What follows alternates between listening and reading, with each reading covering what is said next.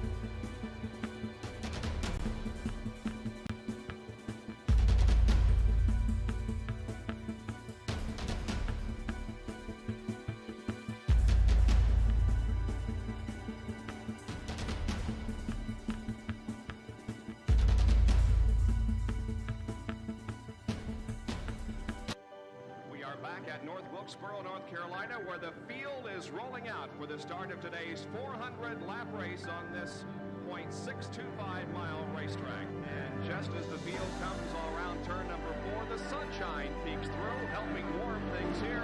Bill Elliott leads him down. Benny Parsons on the outside. The green flag flies, and the first Union 400 Winston Cup race from North Wilkesboro is underway.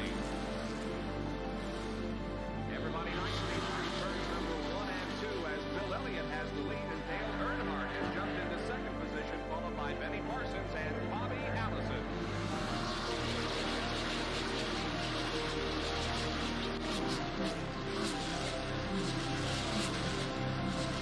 So here we go. It's just about to go away. They bump coming out of turn 4. Earnhardt gets the lead. We had just heard from our spotters that Neil Byron.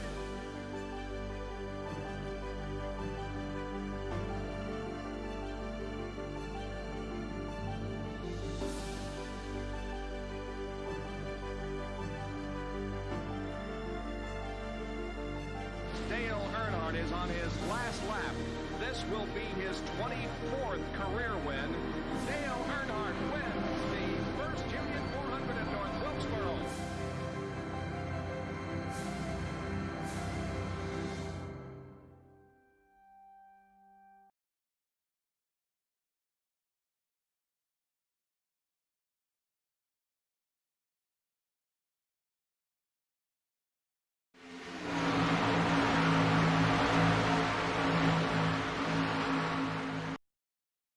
Take it back 33 years in NASCAR history, and you'll be sure to find all the way in North Wilkesboro, North Carolina, where the legends have raced.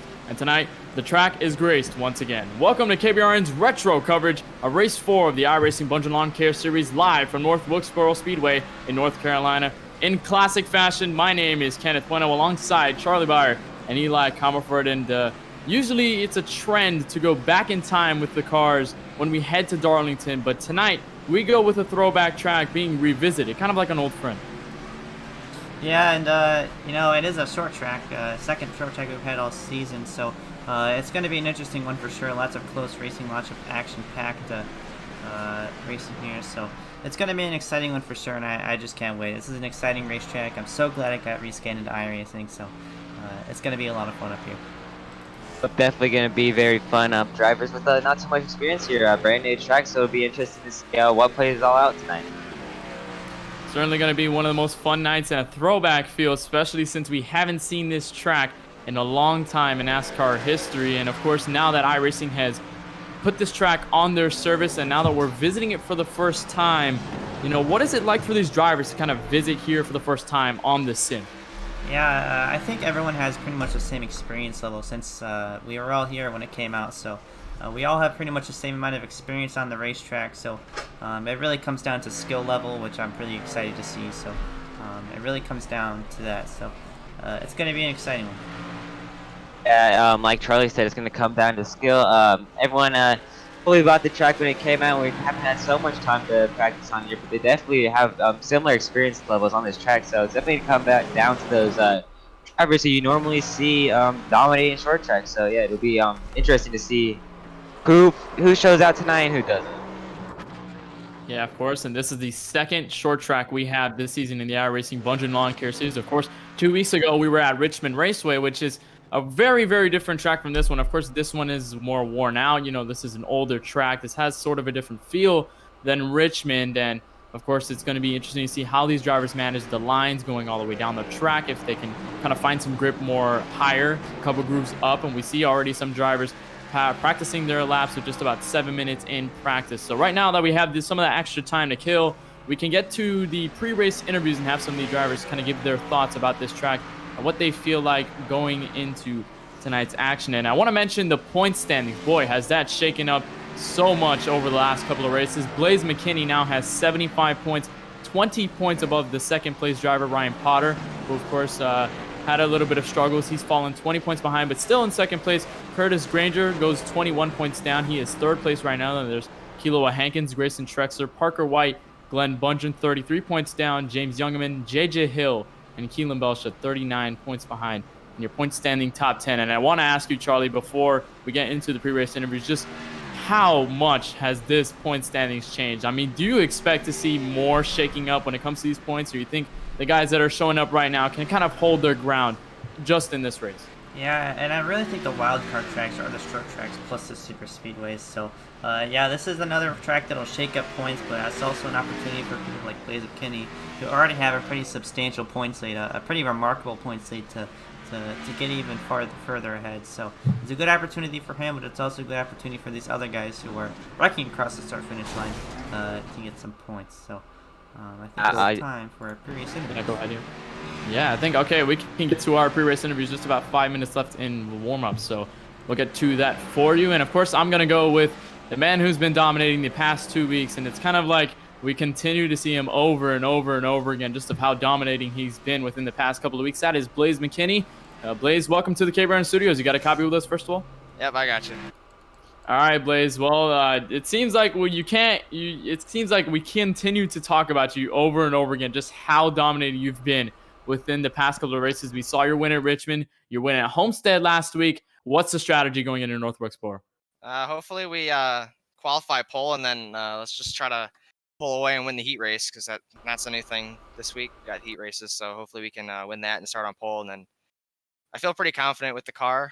I think we're top of the charts in practice right now, so hopefully we can stay there and have a good run, just stay out of trouble. I mean, this track's hectic, so it'll be interesting to see how we go. All right, Blaze. Well, we're going to get a short interview here because we got a couple drivers waiting in the booth. But before we let you go, you got anybody you want to thank before you get racing here tonight? Yeah, CLD, we're running the throwback paint scheme. I ran this like long more than a year ago, so I thought I'd bring it back for tonight since it's like an older track. So I appreciate him coming along again. And Bundren Lawn Care, putting the series on, Glenn and all them. I love being here. And iRacing Media. All right, Blaze. Well, we'll see you out on track, and we see what you can do out there on North Wilkesboro. I know we talked just a little bit before the race started, so we're happy to see you out there on track, and we're excited to see what you can do. All right, 10-4. Thank you.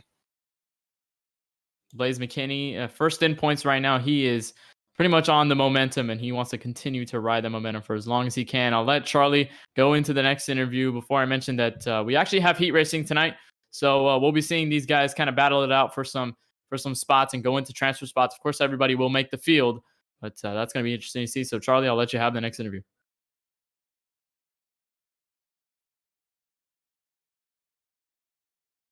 Yeah, I got you.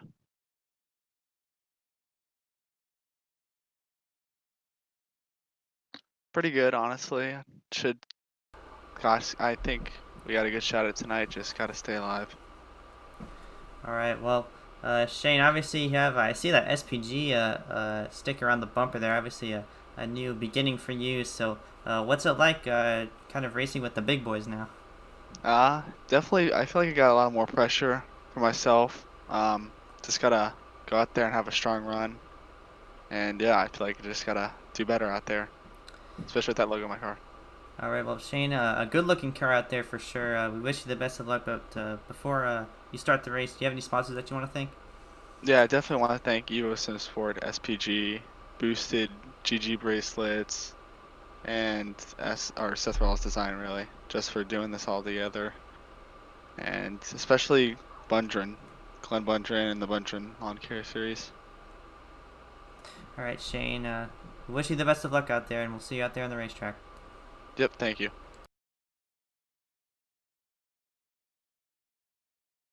Shane DiMantova sliding himself out the booth. I believe we have time for just one or two more interviews. So we're gonna give this one to Eli.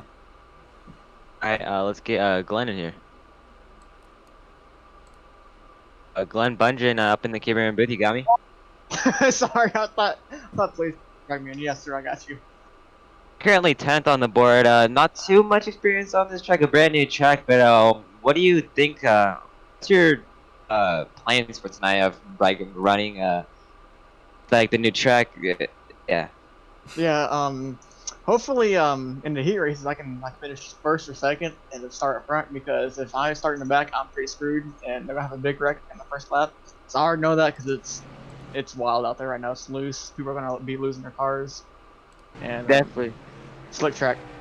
Definitely a new track on the service. Do you think we'll see a bunch of wrecking with some inexperienced drivers here, or do you think we'll keep it clean?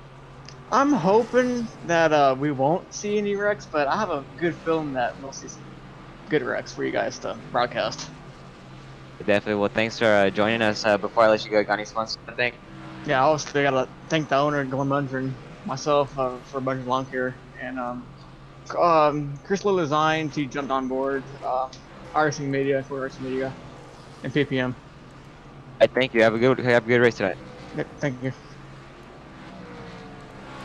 Glenn Bundren sliding himself outside the booth, and he did mention heat racing. So Yes. that is a new format here tonight. We are implementing heat racing, so I guess that's just a way to configure the qualifying format for the main event here. So it's gonna be an exciting one for sure. You know, it's also a way for some of these guys to get a little more practice on this racetrack with other drivers. So, Kenneth, your thoughts? Yeah, it is going to be tough. I mean, this track is abrasive, and of course, this track is very, very vintage. We haven't ran this track. It hasn't been run in the NASCAR Cup Series since about 1996. That was the last time it was won. It was ran here for the NASCAR Winston Cup Series, as it was called. And to answer that Ask KBRN question down in the chat, our first one by LVB, this track was ran in 1996. The winner, Jeff Gordon. So that's it's going to be fun to see guys tackle this old track with the new Cup cars. So now that practice is just about wrapped up, we pretty much got everything set, and that means everything is down vintage style down at trackside. So we'll send you down trackside for the performance of the national anthem and salute the nation's colors.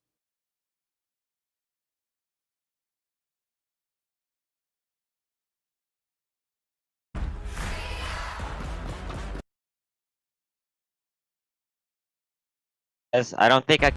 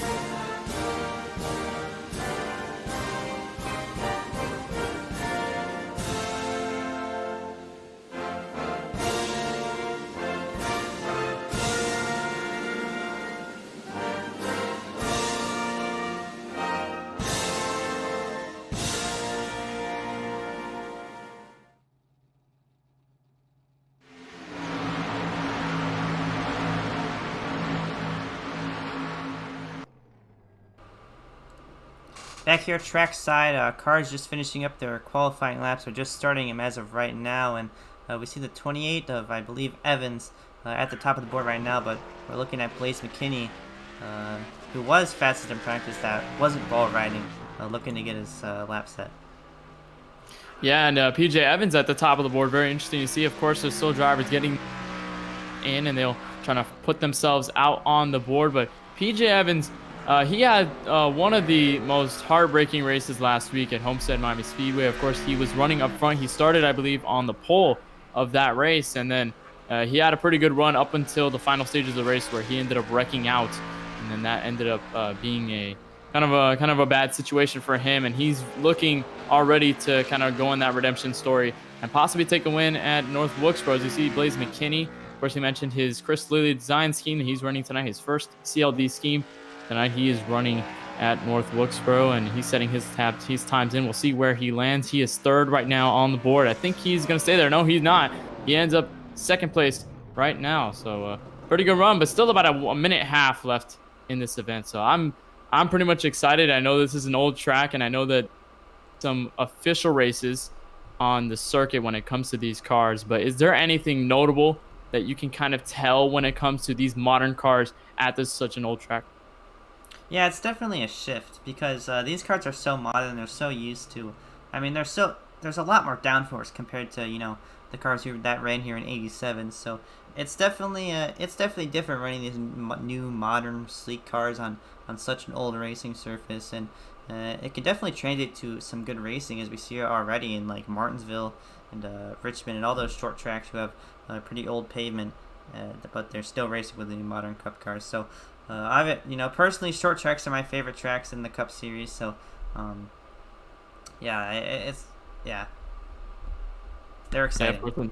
Yeah, and this is the first time we run track in the Bundren Lawn Care Series. Of course, last time we ran Xfinity cars, but obviously the fact that iRacing released this recently kind of gave the hype surrounding the fact that we're having this race here tonight for the iRacing Bundren Lawn Care Series. Just about 20 seconds left in the qualifying session. I believe we have pretty much the field set so far. It looks like Will Reichard, you see him right there on track, that little purple speck at the front of pit road. Looks like, I don't think he's going to put his time in, and heat racing will begin. This is the first time we go heat racing in the iRacing Bundren Lawn Care Series this season, and it's certainly going to be interesting to see how these guys kind of maneuver that, especially when it comes down to the transfer spots. Those transfer spots, especially that LCQ, I'm curious to see how that will work. As you see, the field will be gridding, and that means we'll get to your starting grid for tonight's race here at North Wilkesboro. And of course, when these drivers load in, as well as the pace car, they still haven't loaded in just yet. Once they do, we'll give you your starting grid and see where everyone starts here for North Wilkesboro. There they are, and we'll give you your starting grid right here on KBRN. PJ Evans with the fastest time, an 18.421 around this track. He will start on the front row for the second week in a row. Blaze McKinney will start to his outside once again. Looks like these guys have been I don't see Blaze McKinney out on track. I believe it's Heat Parker White. Oh, this is Heat 1. Oh my goodness. Yes. Well, yeah, looks like Heat 1 grid. Yeah, Heat 1 grid will be PJ Evans, Parker White, Carl Faust. Wow, I can't believe I botched that one up. But yeah, I forget we went heat racing.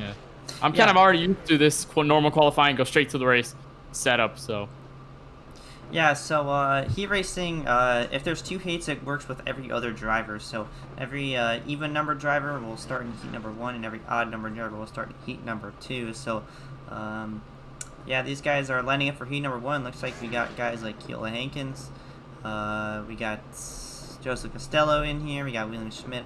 All these guys who who are qualified in an even number or an odd number position, I should say, are going to begin heat number 1, and that's going to determine the pole position or the inside line for the race, and heat number 2 will determine the outside. It can be a little confusing for a first timer, but especially the guy right beside me in the booth. So yeah. Yeah, and the interesting drivers you mentioned, of course, Joseph Costello, Kelan Hankins, those guys did a good job at Homestead, and now that they're back at the short track, I know that they actually did pretty well at the short track. They rounded out within the top 5. I believe Joseph Costello finished 6th. Kelan Hankins, I believe he was part of the top 3. So, these guys they have that short track mentality, and they're sure to keep it here tonight in North Wilkesboro. But these guys will round out around the pace truck, and the pace truck will come off very, very soon. And these guys will go racing for heat number 1. PJ Evans and Parker White will lead the field to the first green flag of multiple that we'll have until we reach the main event at North Wilkesboro. So green flag will come out. The pace truck will file low to the pit road. And that means we'll, oh no. Oh my goodness. Wow. Kenneth, okay. oh my gosh. It's a rough night. It's a wow. I'm not used to heat racing whatsoever. I thought I saw the pace lights off, which is odd. All right. Well. Yeah. Now it's one to go. Short tracks have 2 pace laps before they go racing, so this car's gonna file it on this time. And 28 of PJ Evans is gonna lead them to the green flag. Yes, he will. Of course, PJ Evans, Parker White, who I mentioned earlier, Faust. These guys will round themselves double wide and take the green flag. The flag man is already waiting for these guys to go down the front straightaway for the first time tonight. Green flag on North Wilkesboro. 10-lap shootout for these guys to try to better their qualifying position. If you're starting in the back, you can make up some ground and start back up front here, but still side by side for the race lead on lap number 1 of 10. Yeah, look at Parker White kind of getting loose on the outside, but he's back behind PJ Evans, and that allows the number 5 of Dominic Currit to file in third. You see these guys kind of battling behind them. It seems Carl Faust didn't get the start he wanted. He was kind of on the outside there, forming his line. We have a car stopped down low, and oh my goodness, the 15 around into Joseph Costello. He goes up into the wall. We'll see if they have cautions in this heat. I don't believe they do. Looks like they don't. So we'll continue going green. Is tough break for the 15. He'll have to kind of bounce his way back up. He might get eliminated, but here goes PJ Evans still up to the front in turn 3, diving low on the brakes. Yeah, and that's something that can come out of this heat racing is if you get a good qualifying spot, but you mess up, you hit the wall, or you spin out, you're going to the back. You're starting in the back in the feature, and that's just a product of it, and that's what's just not what you'd like to see. But PJ Evans with a trailing Parker White right behind him. Yeah, they keep themselves single file. Dominic Currit down in third. Carl Faust falls to 4th. Kilo Hankins to 5th. And Joseph Costello, although he had some of that damage from the 15 spinning around, he continues to troop on in 5th, I believe 6th place now. So he's working himself there as they continue going down. And it's just a matter of how low you can get through this track. Of course, there's not really a definite line on this racetrack to see where you are. There's just kind of that line, and this is the grass in 1 and 2, and then you have just a big curve in turn 3. So it's all about keeping yourself to the bottom while also not overextending the car. I know some guys have tested here and they've had some struggles, especially guys like Kelan Belsha, who I talked to before this race went underway. But so far, there's 5 laps to go in the heat. Of course, a 10-lap heat. PJ Evans continues to dominate out front. These 3 cars break away. Yeah, these 3 cars are definitely showing their speed, pulling away from the pack, and a bit of a gap behind is Kelan Hankins, who started, I believe, further back in the field and kind of made up a lot of ground. So he's going to have a better qualifying spot. I believe he'll start 7th, I believe. But inching closer to the back bumper, but there's 3 laps to go. Here comes Parker White in the 95. Yeah, he could be setting that move up. But then again, Parker White, the feature, I believe, if he stays where he is right now. I think the thing with heat racing is that heat win and, of course, start higher up in the... But, you know, like, there's also that feeling of I should probably stay where I'm at because I'm already advancing and I'm already okay and I'm already going to the feature, so I don't have to worry about a LCQ. But PJ Evans coming to the white flag. Parker White continues to be on his bumper. Will we see a move going into 1? Doesn't look like it, but he might be setting it up. Yeah, maybe, but down the back straightaway. One last shot to try to get this heat win. Doesn't mean as much as a feature win, but it's still a way to better your qualifying spot. But off of turn number 4, the 28 of PJ Evans will win heat number 1 with a trailing Parker White on his bumper. Loose across the line. Yeah, heat 1, number 1. Heat 1 goes to PJ Evans. Yeah, he got very loose coming to the line. That was a little scary. I thought Parker White might take advantage. Door each other, I believe, in respect. They were running pretty hard there.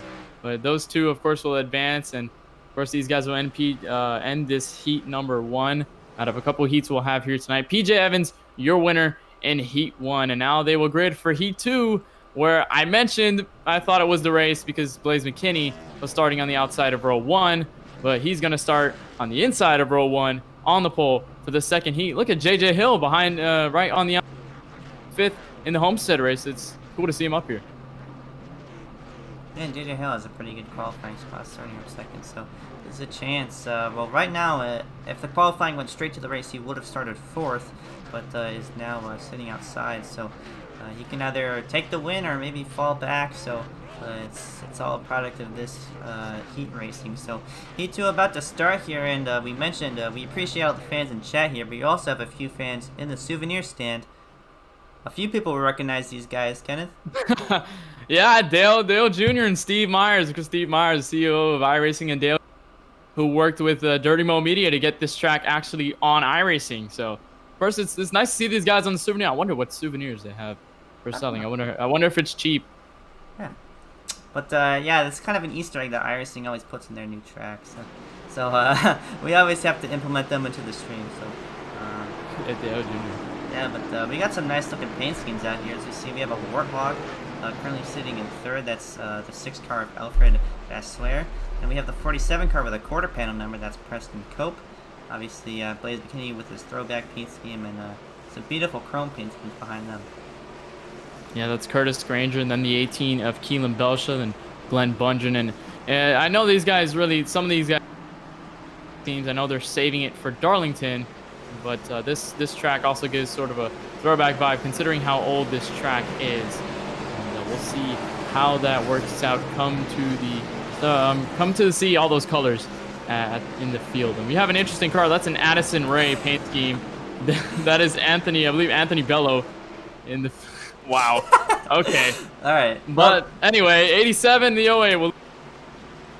In Heat 2, pace truck will come off, and we'll take the green flag. Heat 2 underway at North Wilkesboro.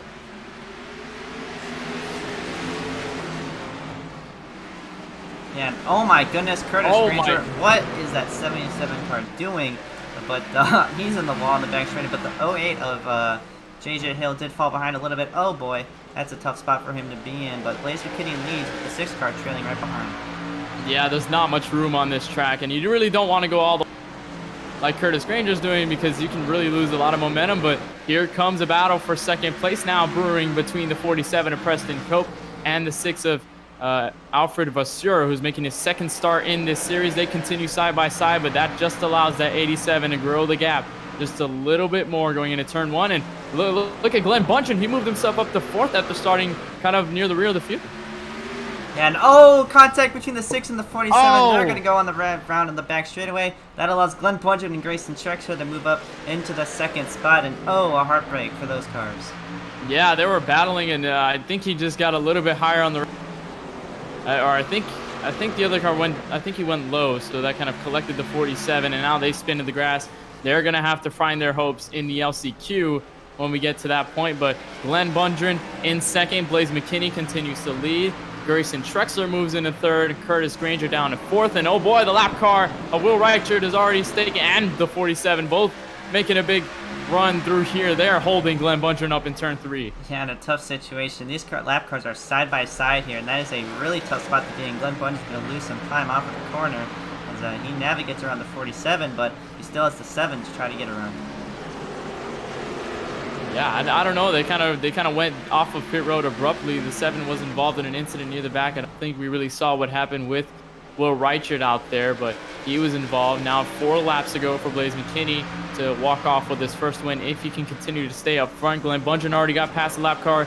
He's to 2nd. We're looking at Grayson Trexler now to Glenn Bundren. These guys just continuing to maintain their gaps. And I know that you've been a driver, Charlie. You've been a driver in heat situations, especially with this format. Just how complicated is it when you're kind of thinking about what to do, whether you want to go for the win or you kind of want to settle between these spots? How nerve-wracking is that? Yeah, definitely. And you really it's really a mind game. It's kind of like a game of chess.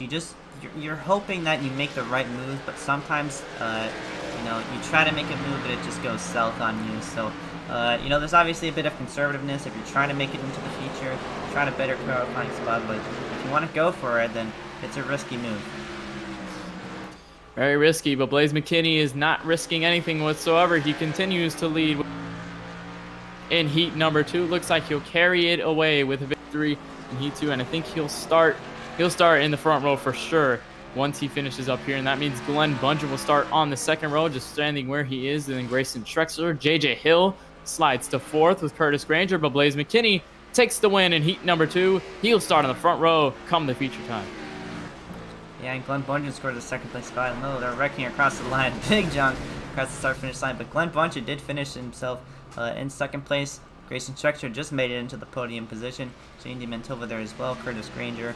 All those guys bettered their qualifying spots. The 02 car. The 08 car of JJ Hill was running, I think, fourth, but something must have happened to him. But we got a bit of warm-up here. I guess we're going to do some more interviews. Yeah. If people want, so as long as they, I don't know. Yeah, I think we have just this warm-up before I believe we go green. I'm not sure if there's an LCQ. I believe, is there an LCQ? Correct me if I'm wrong. No, I don't think so. I think yeah. The heats were just yeah. I think everyone makes the field. So we see everyone here. We see some new entries in here as well that I didn't think were in the heats, at least as far as I'm concerned, but these guys are going to get these warm-ups in. Of course, you see them kind of messing a little bit around, but we're going to take some more interviews just as with the amount of time that we have, and that means we'll bring the 47 of Preston Cope, who we saw went around in one of our last heats. We're going to get an interview with him. First of all, Preston Cope, welcome to the KBRN booth. You got a copy? Hey, how's it going? Hey, man. Well, we saw what happened in your heat. You kind of what happened there. I was going to ask you about the main event, but just tell us kind of what went down on that in that last heat with the 6. Yeah, I mean, we ran pretty hard. That was just a factor of heat racing. It was hard racing. I feel like we did. I think it was just Mario racing incident. He came down a little bit. I think he got in the wall a little bit or got loose, and I came up a little bit. We just met together in the middle, and it was just good hard racing. I can't ask for anything better than that. And I really appreciate Glenn for bringing in heat racing for the short tracks. I think it's a great addition to the Bundy series. So yeah, that's all I gotta say about that. Well, Preston, this is the first time we reached North Wilkesboro in the iRacing Bundren Lawn Care Series, and I know that a lot of drivers are already tackling this track with sort of different mindsets, but what's your mindset knowing that this is kind of the throwback track, kind of a more abrasive surface as compared to some of the other tracks we see this season? Well, I actually prefer older surfaces to the new one. I think the abrasive, bumpy, really tear up your tires type of track is honestly one of the greatest tracks we'll ever get, which is why I love like tracks like Atlanta and like older surfaces. I think they're great to short track racing and intermediate racing because it brings in a lot of handling factors to the track.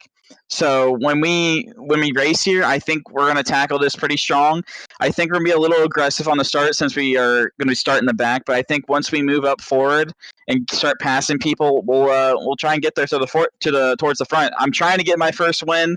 I've been running well these past couple of weeks, and this week we're running quarter panel numbers to try and change it up a little bit. So I'm hoping that we can get the dub. Yeah, we saw those. We saw that 47 down in the quarter panel. The heat, and very interesting car. I kind of like it. I like the Old Spice colors on the machine, so that's gonna look beautiful out on the track tonight. So we hope to see you out on track. It's gonna be a fun one. I hope you're excited just as much as we are, and just good luck out there on the race. Thank you. Yeah, I'm so excited, and thank you guys for having me. All right, Preston Cope will come out of the booth. He Good will. Guy. He's fun. He's fun to be around. I've talked to him before. He's a cool guy, and I hope he can kind of get his break. But the fact that he's had some struggling races these past couple of weeks. But we'll get some more interviews in here. I'll let Charlie kind of take this one away. I think we have one more in the booth, in the waiting room. Excuse me. Oh yeah, we're gonna go ahead and bring Kelan Belsha in here. Kelan, this is Charlie, KBRN booth. You got a copy with us? I got you. Well, Kelan, I'll be honest with you, man. I didn't really see you in the heats. What's been happening? Well, I don't know. Haven't really had too much speed. I started up in 5th in that heat, and I just dropped back a little. Kept up with them about like 7th, and then I just, I don't know. I kind of just dropped back, and then I decided to, it got loose, and I wrecked it in the heat. But, gonna try to adjust, mess with the brake bias a little bit, hopefully get a little bit more stable under braking going into the corners, and we'll see what we can do. All right, well, Kelan, warm-up is just about to wrap up, but I do have one more question for you. Is there a bit of a different approach coming to kind of an old surface here, especially North Wilkesboro? So, such an old surface, one of the oldest in NASCAR itself. Is there a different approach in these kind of racetracks? Yeah, it's a lot more bumpy. You gotta acclimate to the bumps under and enter the corner right, get off the corner, avoid those bumps so you don't get tight, get loose. Whatever the case may be, it's just it's a very different track surface, and you gotta attack it the best you can and try to go as fast as you can. That's the goal of a race. So yeah, I don't know, it's gonna be fun. All right, well, Kelan, warm-up is just about to wrap up. Before we let you go, do you have any sponsors that you want to thank? Yeah, I want to thank everybody at Dr. Pepper Esports, Media, Nice Energy, everybody else back at the shop who put all this stuff together at Dr. Pepper, and yeah, we'll just see what we can get, me and JJ. All right, well, Kelan, we wish you the best of luck in the race, man. Thank you. That was Kelan Belsha setting outside of the booth. Gridding for the main event has just started. Just a reminder that you are watching the KBRN live coverage of the North Wilkesboro Bundren Lawn Care Series race here. It's going to be an exciting one. 150 laps here. It's going to be a long one. It's going to be treacherous for these guys, but it's going to be a lot of fun to watch. Yeah, it is, and I think now I can finally get the order right this time on the starting grid. Instead of thinking it's a heat race, it's now actually the main event this time. So now it really hasn't changed up front. What I said, PJ Evans had 4-2-1. He starts on the pole. He won the first heat tonight. He will start along the inside of Blaze McKinney, who won the second heat. Those two will start on the first row. And right behind them, Parker White in the 95 car. And is that a mistake? I believe this is the original qualifying order. Anyways, wow. Right behind him, the 95 of Parker White, starting right behind your pole sitter, and Glenn Bundren at 37 car, starting behind him. Row 3, we have Dominic Kruitz starting on the inside, and Grayson Chexer to his outside. Yeah, and then behind them we have the 72 of Kiloa Hankins. And, of course, the new Toyota-looking car, the SPG Evo Sim Sport car. That is the Toyota number 20 of Shane D. Mantova. Starting right behind them, we have Darren Myers in the 09 car. And to his outside, Ty Smith, one of the more consistent drivers in this series, starting in the 12th position. Yeah, and there was one more row. There was Joseph Costello and Curtis Granger. But there is the number 3. Yeah, there's the number 3. Out on track. That's all good. It's all right. You see Nick Miller, these guys are already starting to move. The number 3, oh boy, looks like they disappeared, but they'll come back on the racetrack, and looks like they'll start pacing now. That was Chase Rogers in the 3, and Nick Miller, William Schmidt alongside Anthony Bayo, then Tyler Alkus, Jackson Steiner. But we're going green. Yeah, we are green from North Wilkesboro. Looks like one pace lap there, but it's kind of a hiccup. But Evan will lead the field down into turn 1 and 2. Looks to be abrasive. They're all bumping around the racetrack. Yeah, that was my bad. I had the cars on slow motion. I wasn't looking at live footage, but we're finally green here. 100 laps. The 60 car looks to have gotten sideways off the corner. He's going to go around Nick Miller to assist, and the 51 car involved. That's going to bring out our first caution on lap number 1. Yeah, 2 times, 2 weeks in a row, we've had a 1-lap caution in the beginning of the race. Joseph Costello with heavy damage to the front end of that Camaro Z1 Elite. He's kind of going backward to find himself around, and he'll find himself down in pit road. And tough break for the 60. Blaze McKinney will find the field. You see PJ Evans, who leads the field continuously, and these guys didn't really shake up too much, but we'll take a replay and see exactly what happened near the back of the field. Boy, I told you, I said there was no space on the racetrack, and that really showed itself right there. See, we'll take the replay and see exactly what happened. Going into turn 1 and 2, looked pretty clear. I think that was Anthony Bayo who got around there in turn 1, but so far it looks clean for Joseph Costello. He goes into turn 3 and gets a little bit too loose on entry. Curtis Granger took a lot to avoid it, and then Nick Miller piles in. The 51 also comes in. You see these guys scrambling to get around. That was Paul Granata and them, but already tough break, and Nick Miller was already in an 51 earlier. Yeah, Nick Miller obviously took him 3 wide. I don't think it raced in the heat. We just washed up the racetrack into the 51 there. That's obviously going to give him a bit of damage early on, so that's tough for him. Obviously he ran Minor caution for the first time. I believe some cars took the opportunity to go down pit road. No, that was just Ryan Potter who went down pit road. So, yeah, he's the only taker. Well, never mind. I stand corrected. There's more people. Yeah, they went to go fix their damage to 51 of Anthony Bello with a tough run early on. He takes the damage. He will most likely go a couple laps down, taking that damage there and getting that fixed. But we have the 1 to go green signal. These guys will, it's kind of quick here at North Wilkesboro, considering how short this track is. It takes so quick to just get the cautions and the green flag back underway. It looks like we haven't had a chance to get a little bit of a break here, but it looks like PJ Evans and Blaze McKinney will lead the field to the green flag as they double up. Looks like the pace truck will come down pit road if we get the signal, and we do. PJ Evans, Blaze McKinney will lead the field to green. Here we go on lap number 5, back green in North Wilkesboro. We saw Blaze McKinney on that side get a little bit jumpy there. With that, you know, the proportions from when the pace car pulls out to the start-finish line is a lot shorter than some other tracks. So these guys are a lot antsier on the restarts. But looks like Glenn Bundren watching the racetrack 3 wide down the front straightaway. Tough spot for him, and another yellow flag out on the racetrack. That's the 15 car, 15, Trevor Krause. Yeah, Trevor Krause around on the racetrack. We saw him get in an incident in the first heat, I believe, and he had a tough break there. He started at the back of the field. And we'll take the replay and see what happened. It's just, I think it's another case of just, it looks like he dove it a little bit deep and got in contact with the 47. And yeah, that he just went around, and that was enough to send him around. And of course, another caution down the racetrack. And PJ Evans continues to lead on lap number 8 as we have our second caution very, very quick here at North Wilkesboro. Yeah, it's tough, but these caution laps do go pretty quickly compared to, you know, if you guys tuned into our Super Speedway broadcast, those pace laps are treacherously long. But these pace laps, they take about, you know, 1.5, 2 minutes at the max. So they're really nice and short, and it allows us to go racing pretty quickly here.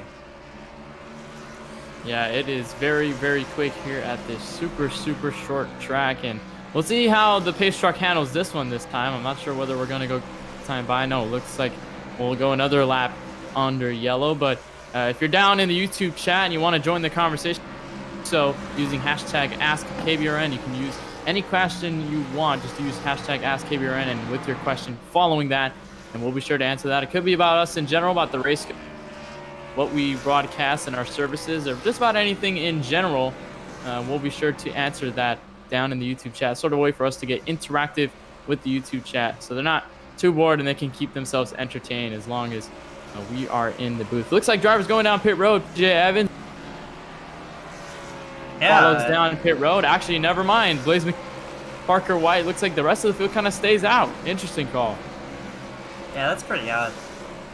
There must be some sort of other reason for that, but looks like he's getting 4 fresh tires, it looks like, but a bit of an odd circumstance there is, I think we got the 2 to green mark here, but Blaze McKinney now shuffles up to the race lead, the dominator of the last 2 races.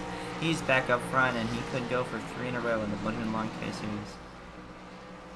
Yeah, I'm very confused as to why PJ Evans went down pit road so early, and it looks like Blaze McKinney and the rest of the follow suit behind that 28, but it seems as though they didn't. And now PJ Evans gets his service. He will come out of pit road as they take the 1 to green mark. So I'm not sure what's happening there. He comes out of pit road just barely after you see him kind of scrambling to get that car up under him. Boy, that's tough. He's going to start in the rear of the field. I'm not sure whether he went a lap down already, but tough call for the 28. And looks like Blaze McKinney, Parker White, Glenn Bundren, Grayson Trexler among the drivers that'll lead the field to green. So pace truck will come off, and see the Dale cam right before we go green. They're excited for the flag, and so are we as the pace truck comes out on pit road. We are ready. Green flag back on lap number 12 after our second caution of the night. Yeah, Blaze McKinney finds himself back out front in this series. Looks like Parker White just shuffled up, and he will clear the 39. So 95 can focus on catching the 87. We see Grayson Trexler, who's having a bit of good luck here at long last in this series. He's currently sitting 4th. JT Mantova, a driver we talked about before the race, currently sitting in 5th. And contact between the 54 and the 37. He washes up the racetrack, and that allows JT Mantova to move up into the podium spot. Boy, that was tight between the 5, the 37, and the 54. before. He was trying to get around, look, kind of washed up the track, entering the corner, and then Glenn Bundren, he almost got into contact with him, and he tried to get around that so he wouldn't get any contact. Luckily, he keeps everything straight. Looks like no contact between any of them, as we have another caution on the racetrack. Looks like William Schmidt around the racetrack. Yeah, we'll get a replay of this. Looks like maybe he had a bit of help there from another race car, so we're going to take a look at this one. That's Carl Faust in the 12 car behind them. We see William Schmidt. I'm not sure what happened here. Maybe he had a bit of help getting turned off the corner. It happened off the turn too, but see that 12 car inching closer to his bumper. And, oh, just got him in the wrong spot and turned him around on the front straightaway. Just not too much damage to his car. Obviously, this is short track aerodynamic. Does not matter as much. But yeah, under caution again. Yeah, and Carl Faust, kind of a tough situation there between 6. Looks like the 6 got sandwiched between those guys. He was sandwiching the 12 of Carl Faust, and then they got into each other off turn 2, and that was enough to send the 79 around on the racetrack. So another caution, third caution of the night. Looks to be another slugfest with more cautions down the road, as we possibly could get to attrition in this race. But we have a question down in the KBRN chat down YouTube by Ragely X. Asked, what is everyone's favorite type of cheese? Charlie, I'm very curious about this one. Well, I come from Chicago. I'm a very big pizza fan, you know? Chicago deep dish, you ever had it? No, I've actually really wanted to try it.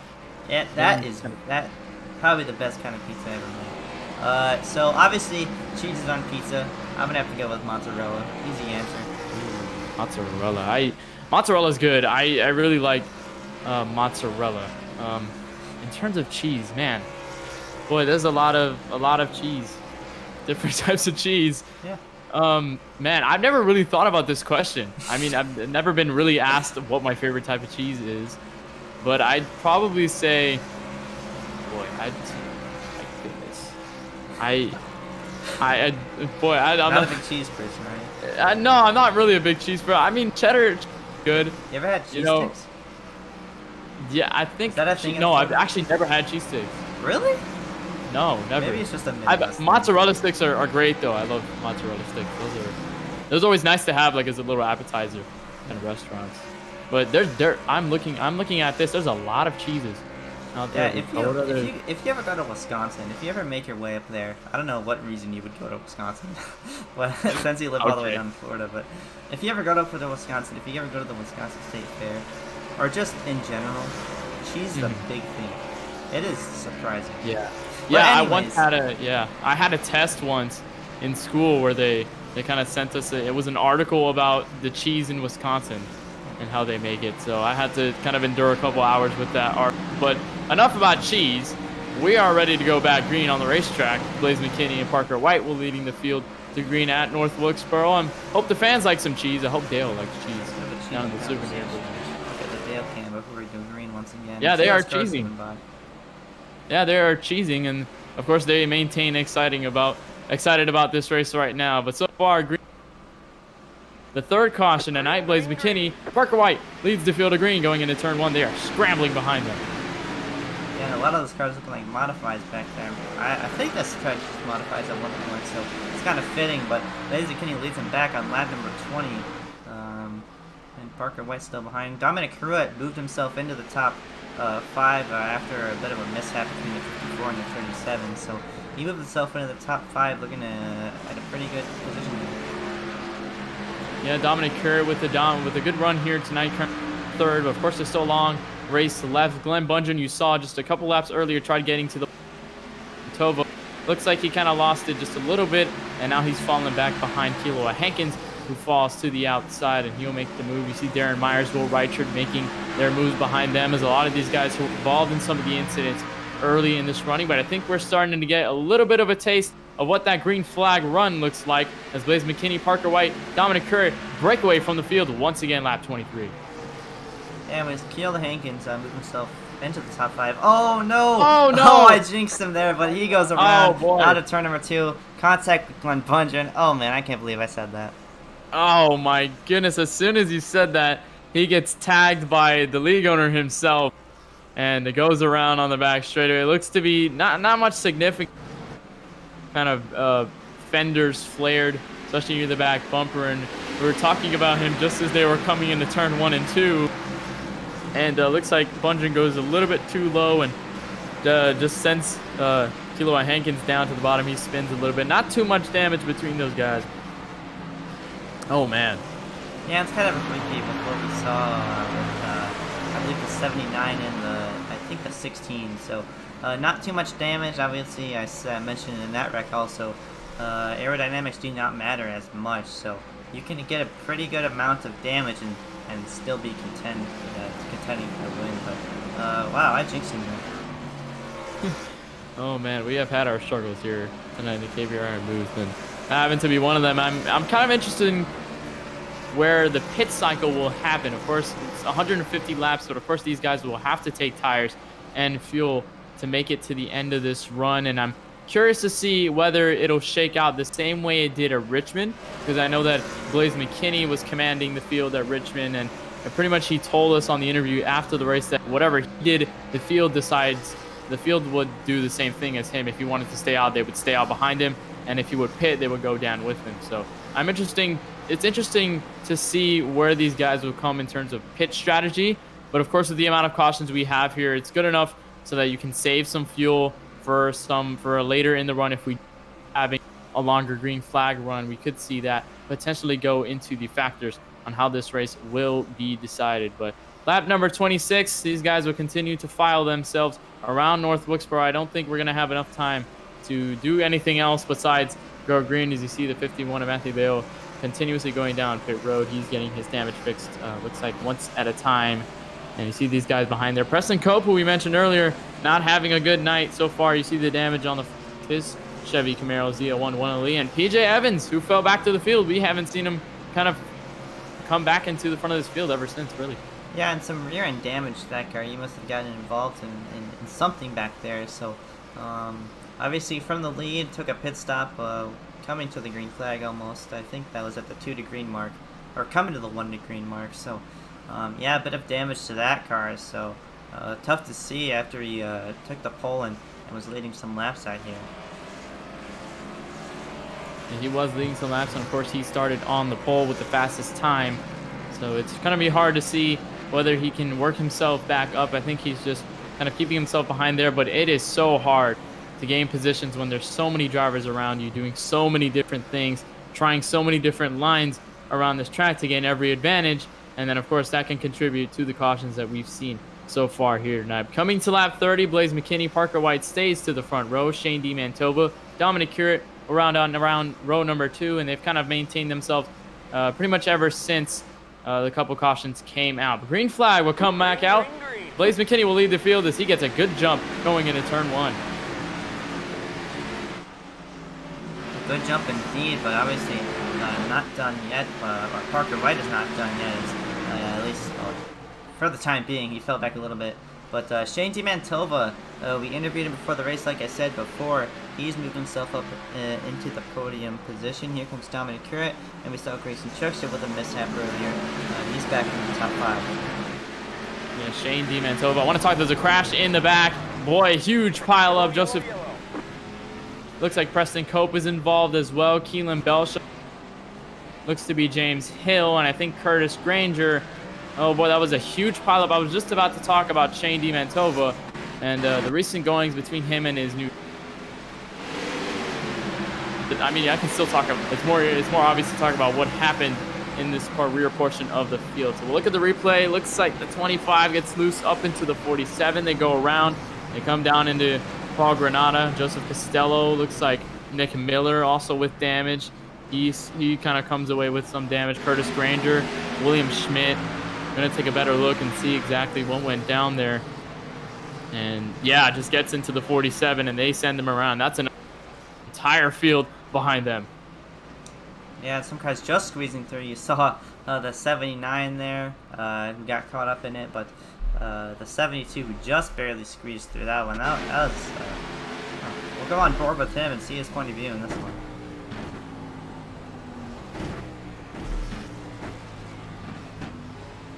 Finds a gap and kind of gasses through there. Bit of side contact with him, but reeling that car through the wreck, and that's a tough one for sure. But yeah, hard on the brakes. You have to be, if you want to get around wrecks like that, you kind of have to find the between the drivers wrecking in front of you. And then, of course, this track doesn't have so much space to the point where you can kind of dip below the apron and you'll be fine with the guys wrecking in front. You have to kind of scramble around to find the best place to go through those gaps. I feel like that's very anxiety filled when it comes to being on the brakes and getting through that wreck without any significant damage. But another caution on lap number 33. I was just about to talk about Shane DiMantova, who's now in third, and he will restart third unless they come to the pits. And it looks like they don't, so he'll stay in third for now. But Shane DiMantova used to run his Chevrolet. Now he's good news with him and his team, Evo Simsport. They've merged with the Sim Performance Group, so they are now merged together, and Shane DiMantova is part of the Evo Simsport iRacing division, and now they are together. Good news for him, especially fellow teammate Nick Miller's in the field with him. Yeah, and someone who follows iRacing drama a lot, that's a pretty big team. SPG is a pretty big organization. They've got drivers competing and are currently locked in to make it into the Pro Series, and can ultimately contend for making it into the iRacing Coca-Cola iRacing Series. So yeah, that's a pretty big team. They're running Road to Pro this year, and it's a pretty big news for that small Evo Simsport team. Yeah, it's obviously really cool to see. They're going to help them out a lot. So we should see over the course of the next few weeks or months, we should see some improvement with that Tony car. Yeah, and we're seeing some good moves right now between and this race. He's in third right now, so he's in a good spot to kind of keep himself up to the front of the field. Looks like the first two rows will remain unchanged. Looks like the third row just changed a little bit, but it will remain the same as we go green flag racing once again. Blaze McKinney with a good on Parker White. He's gonna get started. Oh no, Bryce Tipton watches the racetrack, the 5 car around and into the wall. That is unfortunate. No. He was running up front. He was in the top 5. That's just a shame for Dominic Crew in the number 5 car. Yeah, he had that good run in the second. Looks like he fell back on that outside lane, and then that's just about it. He pretty much gone around, and it's kind of hard to be on that outside, especially at a track where the outside lane doesn't get momentum, and especially since Racing Trexler gets into him, he goes around, he gets some back end damage, and that's pretty much it, and that's enough to send the caution. He didn't go completely around, though. Not sure why the yellow was significantly caused there. I'm not sure whether it was admin or whether it was just the iRacing service itself.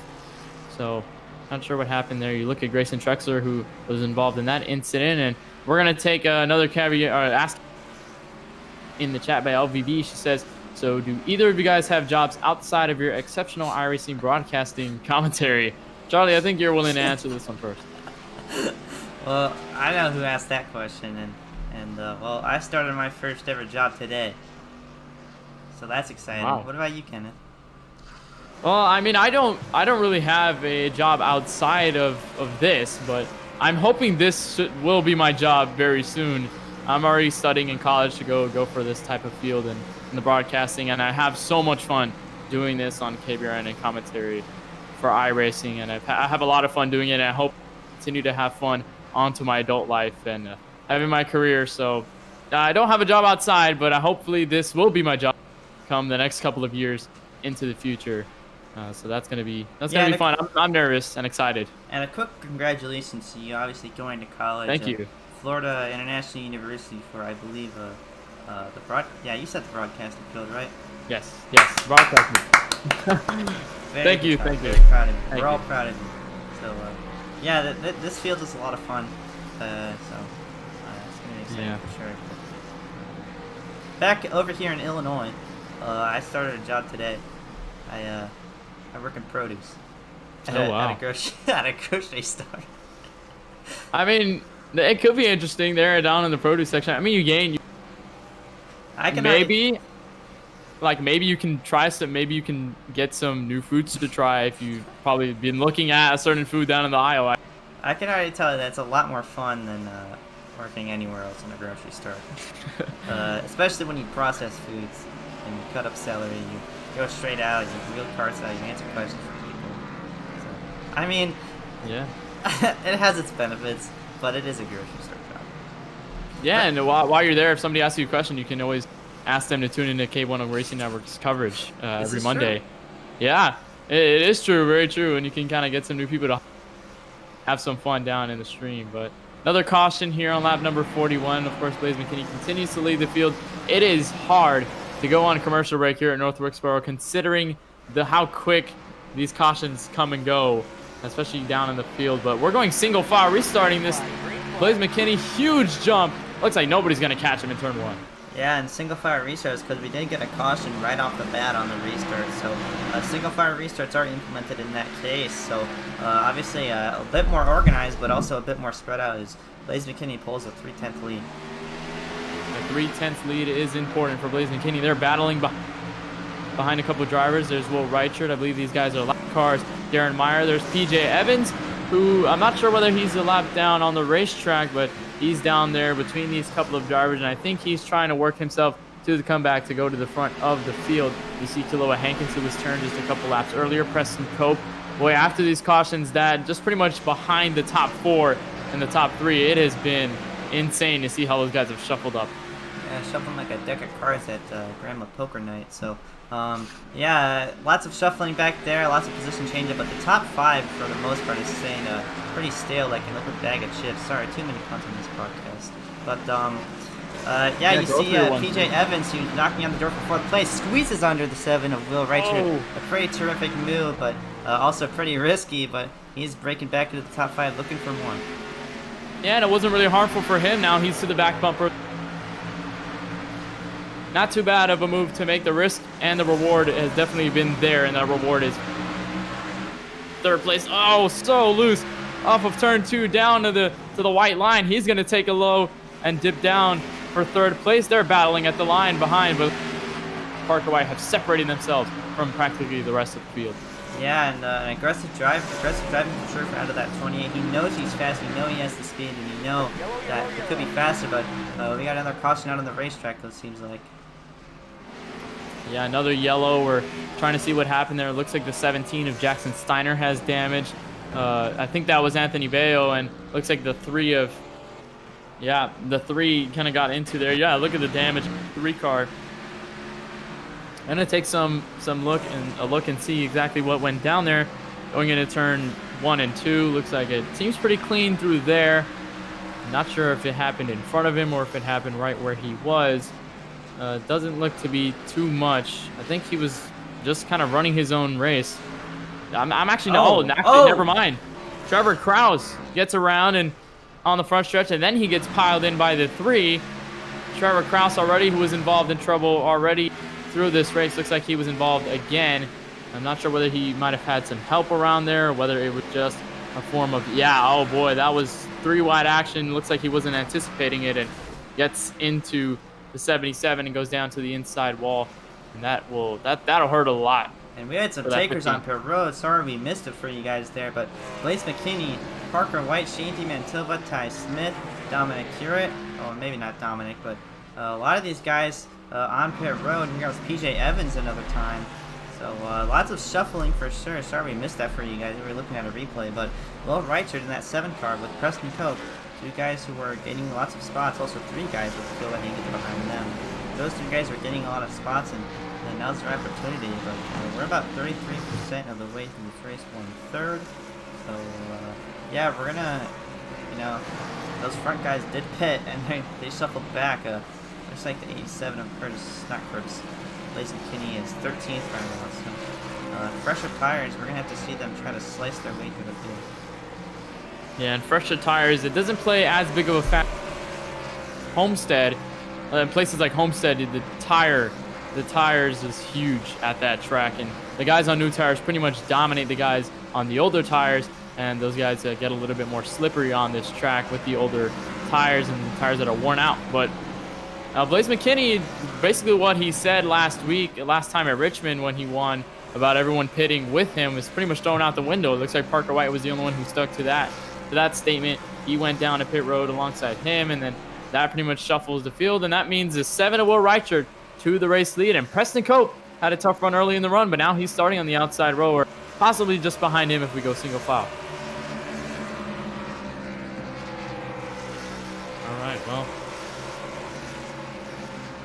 All right, well, so far, Will Reichard continues. He will lead now. We got the 1 to go.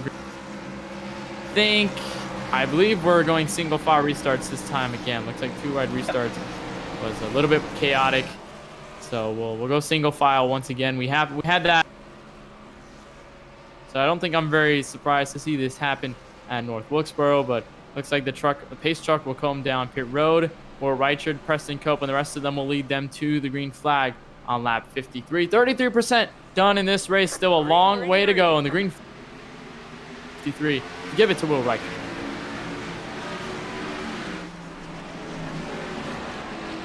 Yeah, while these guys are batting, I'm also going to keep my eye on the 87 there. He was trying to make up all the ground that he lost, but outside for the race lead, here comes Preston Cope, maintaining ground on the outside. Oh, almost contact there, almost chops the nose off of him, but Preston Cope back to the race lead. Yeah, Preston Cope made a daring move to the outside to get around. Considering how that outside line is on the restart, you see he's going to give room to the 72 of Kilo Hankins, who's struggling to the bottom, but he'll make the move for second place as that allows Preston Cope to come away. And we got a car around right on the front stretch, right in the dead of daylight. That is James Hill in the 08 on the front stretch. Looks like he stopped there. Take a replay and see. Oh, he was stuck there for a good while. Must have a bit of a self spin there, and obviously up the track, and I think he throws it in reverse to try to get off the racing surface because that is the corner entry line. So yeah, he does. He just kind of stays there, knocks the back end in, but waits for a caution. So good driver etiquette from him, but unfortunately that puts us under caution once again. Those situations, stuck on the track. When you're stuck on the track, they're spun around by yourself. It's kind of hard to detect where the rest of the field is, so you don't collect anybody else at the front of the field, and then you can stay clear of yourself. So it looks like that's exactly what James Hill was trying to do, but that is enough to trigger the caution on the racetrack. We had a couple of takers down pit road. Kilo Hankins was one of those. He will get some fuel and tires. I don't think he went down pit road last time by, the last caution at least. So he will get his fuel and tire services. A lot of split strategies we're seeing tonight at North Wilkesboro, don't you think? Yep. As I look at my information here, Larry Mack mode, but it looks like second place, fourth place, and fifth place of Will Reichard, Alfred Vassiero, and Carl Faust have not pit yet this race. They're on 58 lap old tires. Preston Cope pitted 27 laps ago, and Bundren 32 laps ago, and everyone behind them pitted around the same time at 27 laps. Yep, there is the Larry Mack mode for Charlie Baier. He goes into that sometimes, so it's fun to see. Looks like we'll go single file, restarting again.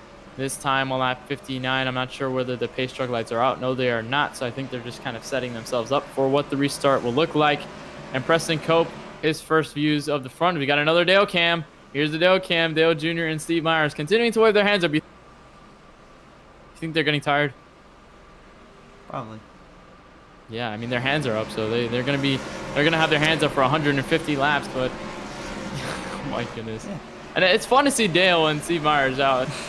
They're spread out over a handful of iRacing tracks across the iRacing service. So if you see a couple of tracks, there's a whole forum dedicated to where Dale and Steve are on the track. And I know one of the tracks, Phillips Island, is actually on the yacht.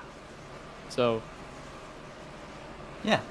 There's also another track where they're on a Ferris wheel. There's a couple others. I saw them at Charlotte. They're in this kind of like restaurant thing. And the new Kentucky Speedway, they're up in the press box. So it's fun. It's a fun little scavenger hunt for us for iRacing nerds. Yeah, it is, and it's kind of fun to go find there on the track. And of course here they're all the way in the middle of the track, so it's not very out of the group of people. But so far, that's a fun thing to look at on iRacing. But another fun thing is the green flag. Seeing the green flag once again, Preston Cope will lead the field back to green. Lap 61 with just about 90 laps remaining. Let's start with him, and we see Glenn Bundren 20-lap pressure tires working his way around the 7 car. Obviously, tires are obviously a really big disadvantage, not only on mile and a half tracks, but on short tracks. And it looks like we had a car around in the back, and yeah, we do. That is, I believe, the 6 car. Nope. I think it was Nick Miller. I think Nick Miller was around on the track. I saw the 88 just through the side of my eye, and I saw him go around. Looks like he'll whip it back around, and I'm gonna see exactly what happened there. I believe he's trying to work himself to the outside of William Schmidt. These guys haven't really stayed in the back though. They've been caught up in some other troubles through this race, and I think he was just, oh yeah, William Schmidt gets to the curbing on the bottom and is overcorrected and then got into the 88, and that sends him around. He waits for everybody to go by and then comes back around. Boy, we've seen a lot of situations where guys continue to get in the troubles. We go on board 79. Yeah, and to slip up here, those curbs remind me a lot of Martinsville. If you hit those curbs, you're bouncing up all over the place, and yeah, it's definitely it's tough for these guys to stay off of them. But yeah, it looks like the 79 will go down pit road and fix up that car because I believe he has a bit of front end damage. Nick Miller, I think, is still out on the racetrack. Heavy damage to that number 88 valve line machine, so yeah, he's probably going to suffer from that. Oh, sorry. Yeah, he's had some damage a lot through this run, and you know, Nick Miller hasn't had the best race tonight. He had kind of a decent run down at Homestead. He had a similar run. Of course, it was his first start. I see these guys faking down pit road. They won't go down pit. Nick Miller still looking for some redemption to go through in this league in his second start, but it's not looking good for him here at North Wilkesboro. So while we're on caution again on lap number 65, that's going to give us enough time to take a little break and go on the commercial side of things. Once we go back around, we'll have again Preston Cope leads here. You're watching the iRacing Bundren Lawn Care Series live from North Wilkesboro.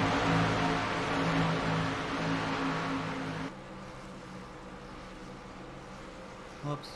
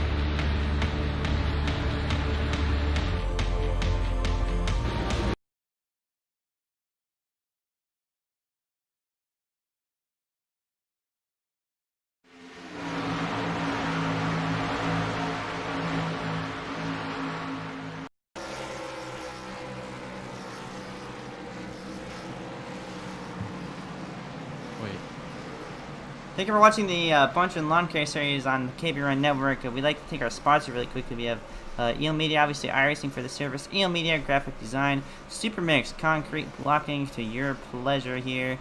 And that's gonna, yeah, that's a quick thank you to our sponsors, big supporters of the stream. We appreciate the support, obviously, but we might be going back green here.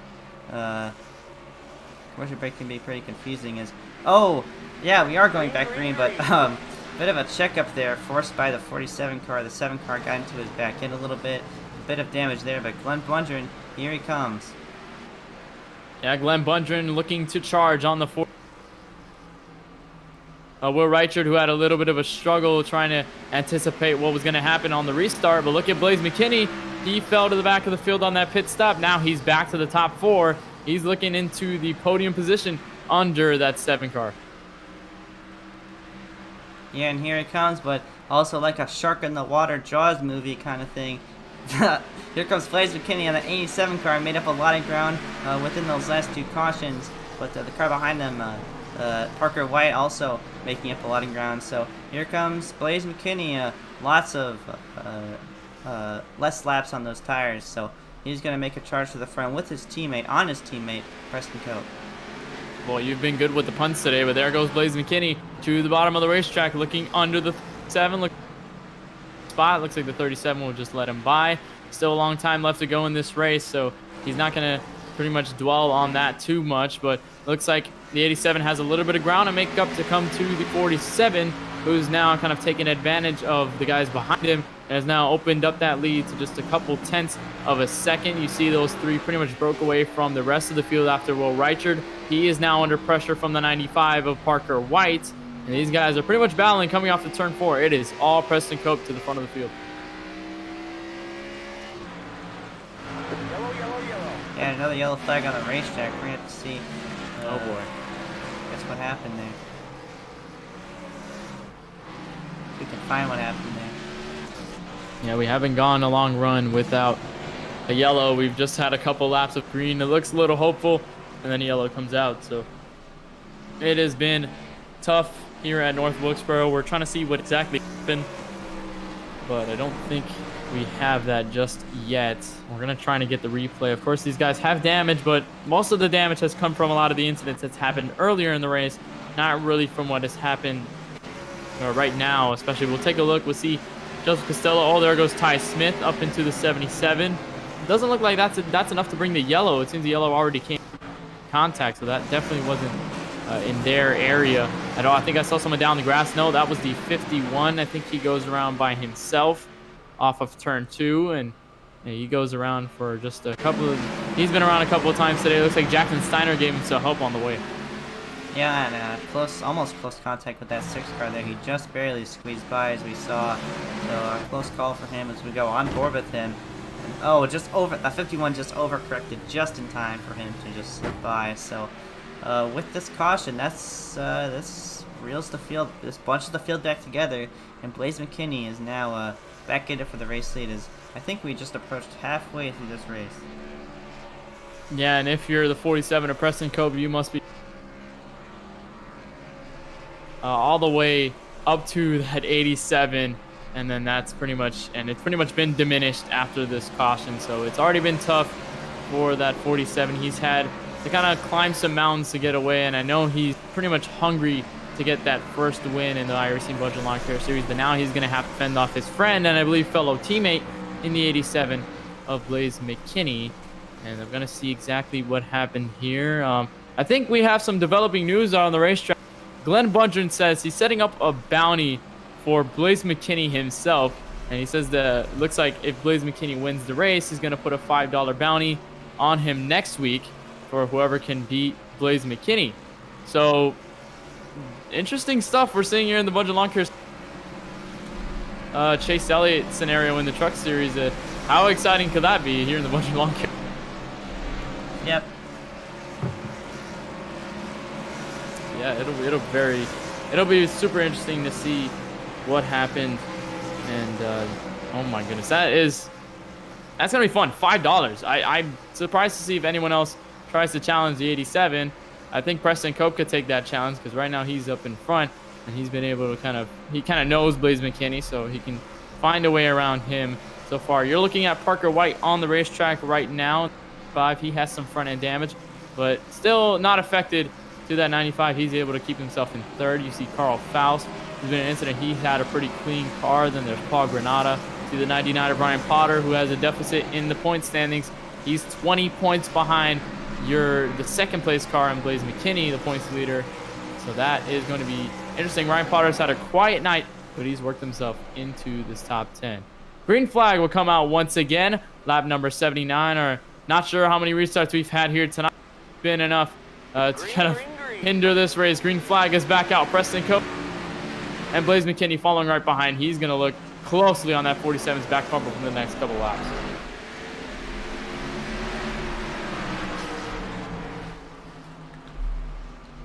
Yeah, and here he comes, fresher tires, about 18 lap fresher tires on that 87 machine.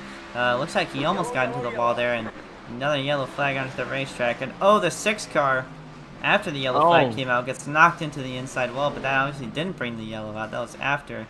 So, yeah, we've had a caution-filled race again. The short track, not forgiving when it comes to having long green flag runs, and it continues to go down at North Wilkesboro. No different here at this track, and we're going to see what happened there. We saw the 6 after the yellow flag was thrown. I see some contact up there, That's Will Reichard. Oh boy, he was involved in that. I'm not sure. He looks like, oh no, he lost it all by himself. And Joseph Costello gives him an extra tap, but that 7 car goes around, and his first incident of the night. He has some pretty hard damage to that back bumper. Boy, tough break for him, but another caution on lap number 81. Yeah, no blame to that 7 car. He realized he was, the back end was stepping out of corner entry. He tried to lock up the brakes and try to get out of it, but unfortunately, 60 of Joseph Costello kind of got into his back end. So, unfortunate for him. He was running up front a good bit, but he's going to have to go down pit road and repair the damages. Yeah, a tough night for Will Reichard already, and the field at the front remains on 2, and we'll see if there's any more pit strategies going to take place. We saw Blaze McKinney dive down pit road, and the 47 who almost does, but I think he fakes out just a little bit. I think we had some guys down pit road. Did we?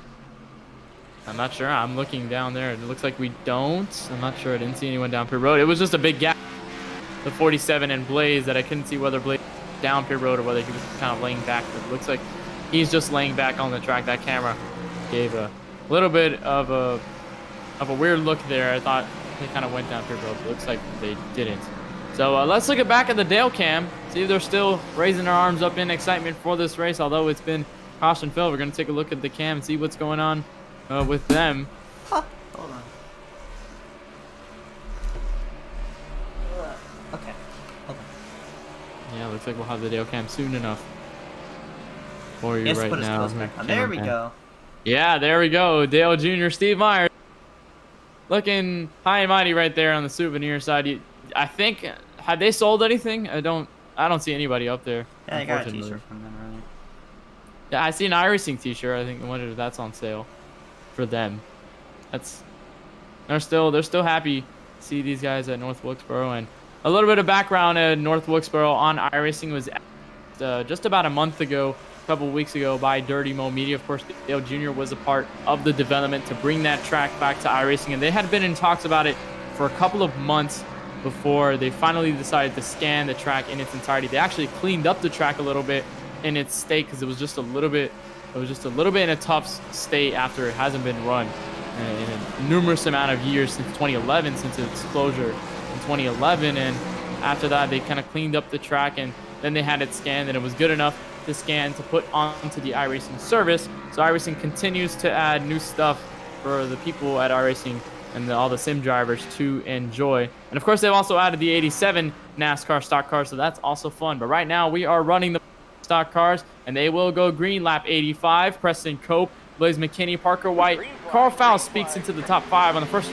restart here on lap number 86. They're 3 wide in the front stretch. The restart on there, someone got into the back of the 8 of Paul Granada, so I think he got a bit of rear end damage, but the updated checks are down to the inside. This is for the top 5 positions, so that'll look good on the stats if you can get it. But so far, Preston Cope out in front, but Blaze McKinney just on 20-lap fresher tires, trailing right behind. Same deal with the 95. He's on the same lap fresh tires. So these guys are both faster than the 47. The question is, can they get around him? And a yellow flag on the racetrack. Oh boy. Yeah, it looks like the league owner himself, and I think that's Kiloa Hankins. Yes, it is. The 72 around on the back straight once again. You think they might have had contact a little? Wow. In a 70. Yeah, he went around there and yeah, into hard the hit into the wall. Yeah, Ty Smith. Yeah, tough break for him. I think that's certainly not the first wreck he was involved in today, so unfortunate to see for sure. And we pretty much saw what happened coming together, and you know, it's hard to kind of give space here at North Wilkesboro, and pretty much that was a chain reaction there to make that 72 go around. And another caution, 89. Boy, it's been filled with cautions. I think if we pull up the cautions graphic, it'll be filled with a bunch of cautions. We can pull up that graphic for you right now and see just how many yellows we've had already in this race and in this event at North Wilkesboro, and pull up the graphic and see exactly what happened Between those times, I think it's not getting pulled up yet. But yeah, Preston Cope continues to lead this race. Blaze McKinney, Parker White. Of course, these quick cautions don't really count in the fact of the field changing up front. It's mostly changing near the rear of the field. There's a patch just before the yellow, and right now it's looking like it is continuing to remain unchanged as these guys continue to putter themselves around the racetrack without going down pit road. They might go down pit road one more time, but it's just all up a matter on the 47 to see, or if anyone else behind them goes down pit road, and they won't. So they'll stay outside and they'll wait for that 1 to green signals. You see the 08 James Hill lap car. He'll go back around, and we'll be sure to get the green here right now. Yeah, and while we're under caution, we're going to go ahead and get an interview with Veg Esports owner Zach Vicari into the booth. Zach, you got a copy with us? Oh, hello, Charlie. Sorry about that. Hi. How you doing? It's going pretty good. I'm having a good time up here. Obviously, team over at Veg Esports. What are your impressions of the race so far? It has definitely been a short track. You know, what I've seen when it's green has been really good, but, you know, unfortunately sometimes you get a little too bit bunched up on the restarts, and I think we're just seeing the product of a tough-to-drive track right now. Yeah, definitely. These guys are really showing, kind of proving the definition of a short track, kind of textbook racing here. So, obviously, I believe your furthest, the driver, I don't know what I'm saying. Your driver furthest up right now is Carl Faust in fourth, so, you have high hopes for him? Oh, Carl's run a really good race. You know, Will was up there earlier, and it's kind of one of those situations where it seems as soon as you fall back to around second or third and you get yourself in traffic and a restart, it's just like you got a roadblock in front of you. But Carl's done a really good job because he worked his way up. I think he was somewhere around 15th, maybe, 20 laps ago. And of anybody out there, he's really taking care of his fenders, and it's good to see.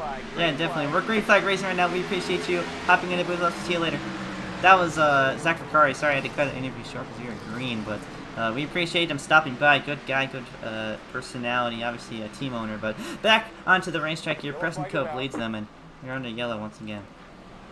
Yeah, I know the yellow seems as these guys continue to make contact within each other. We're going to try to get a look again and see exactly what happened. I think more damage to the 7 of Will Reichert, who might have gotten into that incident. He has his front fender completely torn off, and he might have been the caution. The 08 also involved. Yeah, the 7 was huge damage. I'm not sure whether he went around there or he might have been caught up in the middle. Yeah, it looks like we're going to take a look and see what happened there. Kilo Hankins got around. Oh, boy.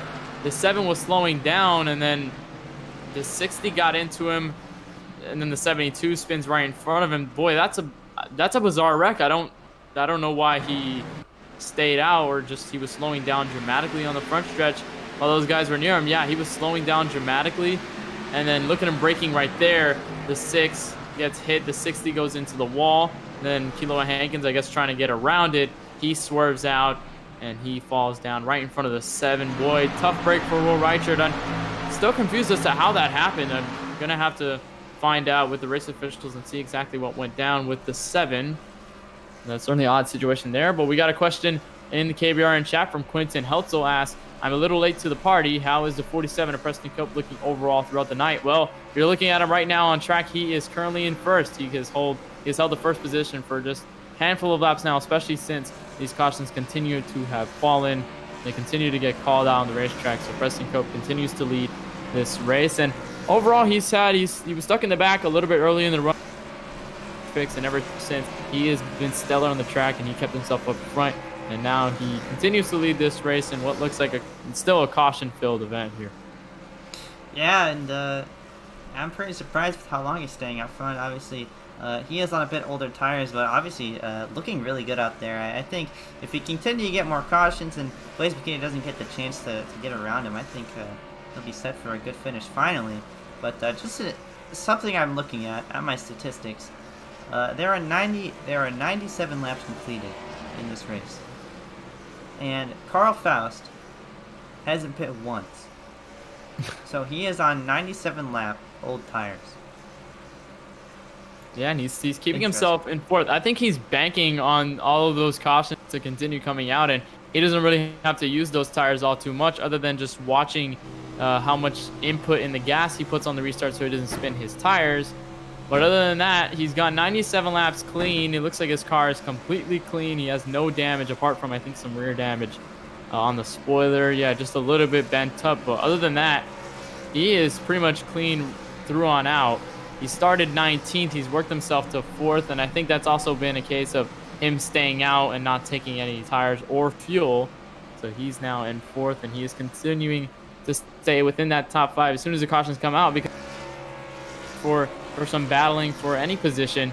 And it's just these cautions continue to wave over and over again through the first laps of the green flag stint. But another short green flag stint might happen again. We'll just see what happens. Single fire restart. Preston Coe back to the gas. He goes green flag racing as we go lap number 99, green in North Wilkesboro.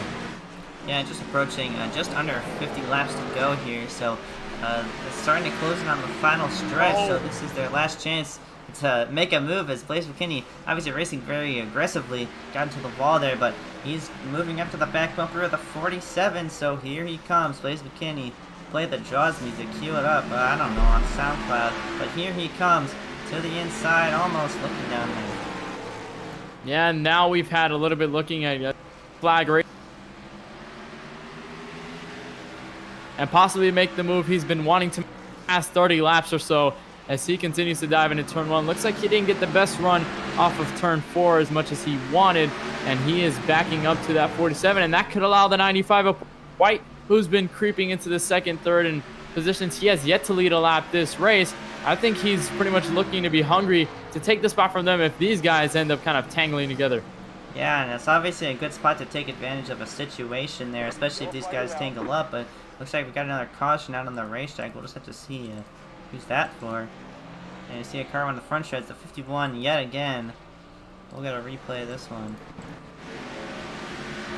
Yeah, 51 went around on the front straightaway. He's had one of the worst he could ever have, and he just looks like, 37 of Glenn Bundren goes around, then comes to 51.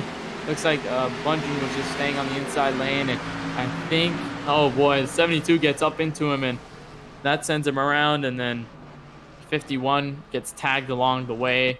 See the 08 scrambling to get through that wreck, and they were going 3 wide. Boy, that was a tag between Kiloa Hankins, Ty Smith, and the number 6 car.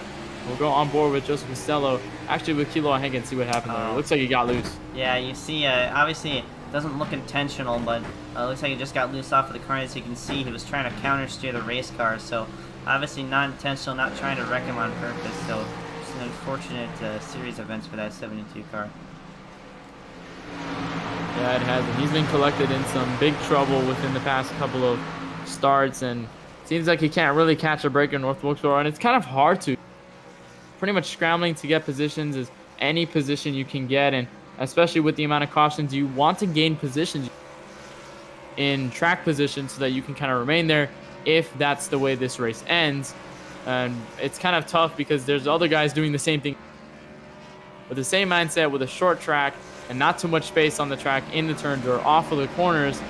It could result in things like that and guys getting loose and guys just trying to push their cars hard and getting into some accidents along the way. So another lap, another caution on lap number 105. Preston Cope continues to lead. Looks like he probably won't go down pit road considering he's been running the wall as he lets the 08 pass by a lap car. That 08 car is 10 laps down, so these cautions have been working out pretty well for him. Looks like he's been in, his last pit lane time was 10 minutes. So he spent some time to fix up the race car. He's trying to get all his laps back. Yeah, and that kind of worked to his favor last week at the end. The amount of cautions near the end helped JJ Hill as he was a couple laps down, and then as those cautions continued to come out, he got the lucky dog over and over, and then he ended up in fifth. So this might be the same scenario happening with JJ Hill, possibly here in North Wilkesboro, but we'll just see what happens between now and 44 laps we have remaining in this event. So it has been a chaotic race in North Wilkesboro, and if you want to catch more KBRN action, of course, we have next Monday filled with racing starting in the afternoon at 3 p.m. We have LWRC Cup Series live from the Phoenix Raceway and the Desert Valley down in Arizona. And if you want to catch more iRacing Bundren Series action, we can head down to race 5 next week on Monday. We go 75 laps at Michigan International Speedway. So we go down to the short track here, And then we go to the gigantic 200+ mile/hour track of Michigan with the high downforce package. So we're going to see how those drivers work themselves and make that transition from the beating and banging we see here to some of the more pack racing style we see at Michigan. But right now, we are going to go green on lap number 108. Preston Cole, Blaze McKinney, Parker White, the top three remain unchanged. Green back on another restart. And this is the chance, but also another driver peeking his eyes in here. That's the 28 of PJ Evans, a very strong car, sat on the pole, looking into the podium position, trying to get it around Parker White, but to the inside, well, looked on the inside off of the corner, but here comes Blaze McKinney trying to get under the 47 for the race win lead. Yeah, he's pushing. There's a car down there. I think that's Ty Smith. No caution on the racetrack. Blaze McKinney, he is working all the way to the curve. He makes a move down to the bottom. They are side by side for first and second right now. As you see Blaze McKinney pushing right there. He is trying so hard. And even behind them, they're battling between PJ Evans and Parker White in the 95. Yeah, and the advantage goes to the 87 there, using the racetrack. He's using the racetrack, all of the racetrack he can, but Harrison Cove is pinning him down. But new race later, once again, Blaze McKinney finds himself out front. But here comes the crossover from the 47 with a nose to the bottom. Can he get there? I think Blaze McKinney has to lead momentarily as we reach the lap number 1111 here into the last stint of this race. Yeah, and you see the last stint in this race now. Blaze McKinney kind of files himself out through the front of the field. Meanwhile, the battle for third continues to heat up between PJ Evans and Parker White. Looks like PJ Evans has been trying so hard on the bottom to make that move work, but he just can't keep it going. And I think he's going to get the move now. He makes almost... And this is the place for bumps for sure, but we got another caution out on the racetrack. Uh-oh. Cars disappear for a moment, but another caution here. I wonder who that's for this time. Let's see. This is Costello with a pretty banged up front end. We'll have to see. I know that's going to be the... oh, no. 12 car of Carl Frost. We just talked to his team owner. I don't know how good his race car or how good he was doing, but... off of the corner. Oh, just get some help from Glenn Bundren. Not the first time we've seen a car spin off of turn number 2 with the help of someone else. So, just a tough spot to be in because these corners are very wide, very flat, and it's pretty easy to do that. Yeah, it is, and that's just one of the numerous incidents we've seen as he's pressing. He looks to be the only driver down there. Stays out. So another strategy here being played by the 47. Of course, Shane DiMantova also down pit road. I think just a couple drivers going down pit road. I think I saw another driver there. I just couldn't quite see who that was. But pretty much Joseph Costello, he was getting damaged. Fixed right now. So he had the whole front end torn off. As you see, Preston Cope comes out of pit road. Interesting strategy. Now he's good from here to the rest of the race, and with those fresher tires, he could be good to pass a lot of these cars. But boy, it is hard to pass here at North Wilkesboro. We got another question from the KBRN chat down in the YouTube. It says, is this season schedule going to include Nashville Super Speedway? That was just announced to have NASCAR in the near future, and we both heard the news about NASCAR returning to Nashville next year. iRacing, on the iRacing side of things, do you think they might add Nashville considering it's on the real schedule this time? Oh, yeah. You know, they added Nashville Fairgrounds, which is the shorter track in Nashville, but actually, I want to talk about Nashville Super Speedway for a second. I'm pretty shocked that it was added and not the Fairgrounds, but back to the Ask KBRN question, I think that they'll definitely scan it sooner than later, maybe within the next year or so. Not in the service right now, but maybe next season, season 3 of the Bundren Lawn Care Series, maybe we'll see that on the schedule. I would be down. It looks like a really cool racetrack. Yeah, and Nashville Super Speedway played host to the Xfinity Series, of course, of interrupted you a bit, sorry. No, I kind of see Nashville Super Speedway as kind of a mile and a half, no, shorter than a mile and a half version of like Michigan. But that's just my thoughts. Yeah, we go to Newton, Michigan next week, and Nashville is a huge track. And you mentioned how they didn't go with the Fairgrounds Raceway instead of the longer track, larger Super Speedway. And yeah, I'm also surprised. I know they came out with some concept art that looked like a renovation to the Fairgrounds Speedway and connected with the stadium right next to the track. and that was interesting to see, and that was around for a little while until they announced that they're going to the Super Speedway. And the Super Speedway played host to a couple Xfinity races back when they were called the Nationwide Series, I believe, through the Busch Series and the Nationwide Series, if I'm correct. They hosted those type of races, so the Cup cars really have no experience there. I'm pretty sure they might have run test laps, but other than that, no official from NASCAR. But I'm sure to see that track on the iRacing service sooner than later. As we go green flag racing once again, the pace truck dives down pit road. Blaze McKinney, Parker White, PJ Evans leads the field on a good jump by PJ Evans. The bottom for the P2 spot in turn 1. Yeah, and obviously trying not to pass it before the finish line, because that'll get him a penalty. But almost contact during each other off the corner. But we saw PJ Evans is probably one of the only cars who could really challenge Blaze McKinney. So it's going to be a lot of fun trying to see him try to catch up as we begin the last 30 laps into this race. But we're getting another caution now yet again. Got a car in the pits. Looks like. Yeah, I saw some smoke out of the pits. You see Glenn Bundren down here. Not sure if that was related to the incident. I see damage on the 20 of Shane DeMantova, and that makes me question whether Parker White could have been involved. It looks like he wasn't. I think he was just ahead of that 20 before he went around. I think the 20 also might have had a little bit of help. We'll see. No, he gets into the curb and goes around there. He almost collected the 12 and tried to save it. Couldn't go, and he falls down to the apron, and that was enough to bring down the caution as he was already around on the track. Boy, tough break for him. We saw him down pit road getting some fresh tires, and it seems as though those fresh tires got to bite him in the back on that restart there. That's just tough there because, like I compared it to earlier, it's like the curbs at Martinsville, and those curbs go like all the way around the corner. So, if you hit those things with the splitter, when I tell you these cars are slammed to the ground, they are slammed. I mean, there is only a less than an inch difference between the car and the ground here. So, once you hit a small, it doesn't even have to be a curb, even a small bump, that car is bouncing up in the air. So, yeah, and we saw that happen with, I believe, William Schmidt. It happened earlier in the race when he got into curbing, and as much as it is going into this race trying to stay down low to the curbing, it's also a cursing once you hit that curbing, and that could really affect your speed, and that could also disrupt the car heavily and send them around. But here are the guys on pit road.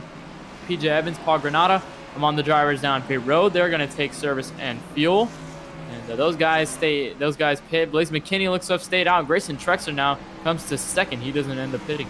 Yeah, I said earlier that Carl Fausta was on over 100 lap old tires. So is Grayson Trexler. So these guys are risking it all right now on those old tires. A good looking builds machine. Not a football fan myself, but I have to give him credit for that paint scheme. It's really nice. See, I wish I was a football fan, but then I realized the Miami Dolphins are there, and the Miami Dolphins aren't doing so. Yeah, but it's still a good looking scheme regardless. And you mentioned he's been out on the track pretty much ever since the drop of the green flag without even going near pit road. So he's got 124 laps without tires or fuel, and he stayed up here. I think he might have been in a little stay out the longest. Obviously, Grayson Trexler is out right now without taking anything or with any damage on the race car. So he's going to start to the outside of row number 1 as soon as we get the green flag. And boy, that's going to be fun to watch. I think we could take the green within the next lap or so as the lights might come off the iRacing pace truck. Some interesting drivers we see up here. Darren Myers, we see time up front. The number 6, he's also up here as well. Will Reichard, who we thought he might have gotten his repairs already fixed. So he's going to start to row 3. And I think with these cautions, even if you get into trouble, easily work yourself back up to these first couple rows. Yeah, just an update on the 47 car. He's currently sitting in 10th. Still less damage on that car than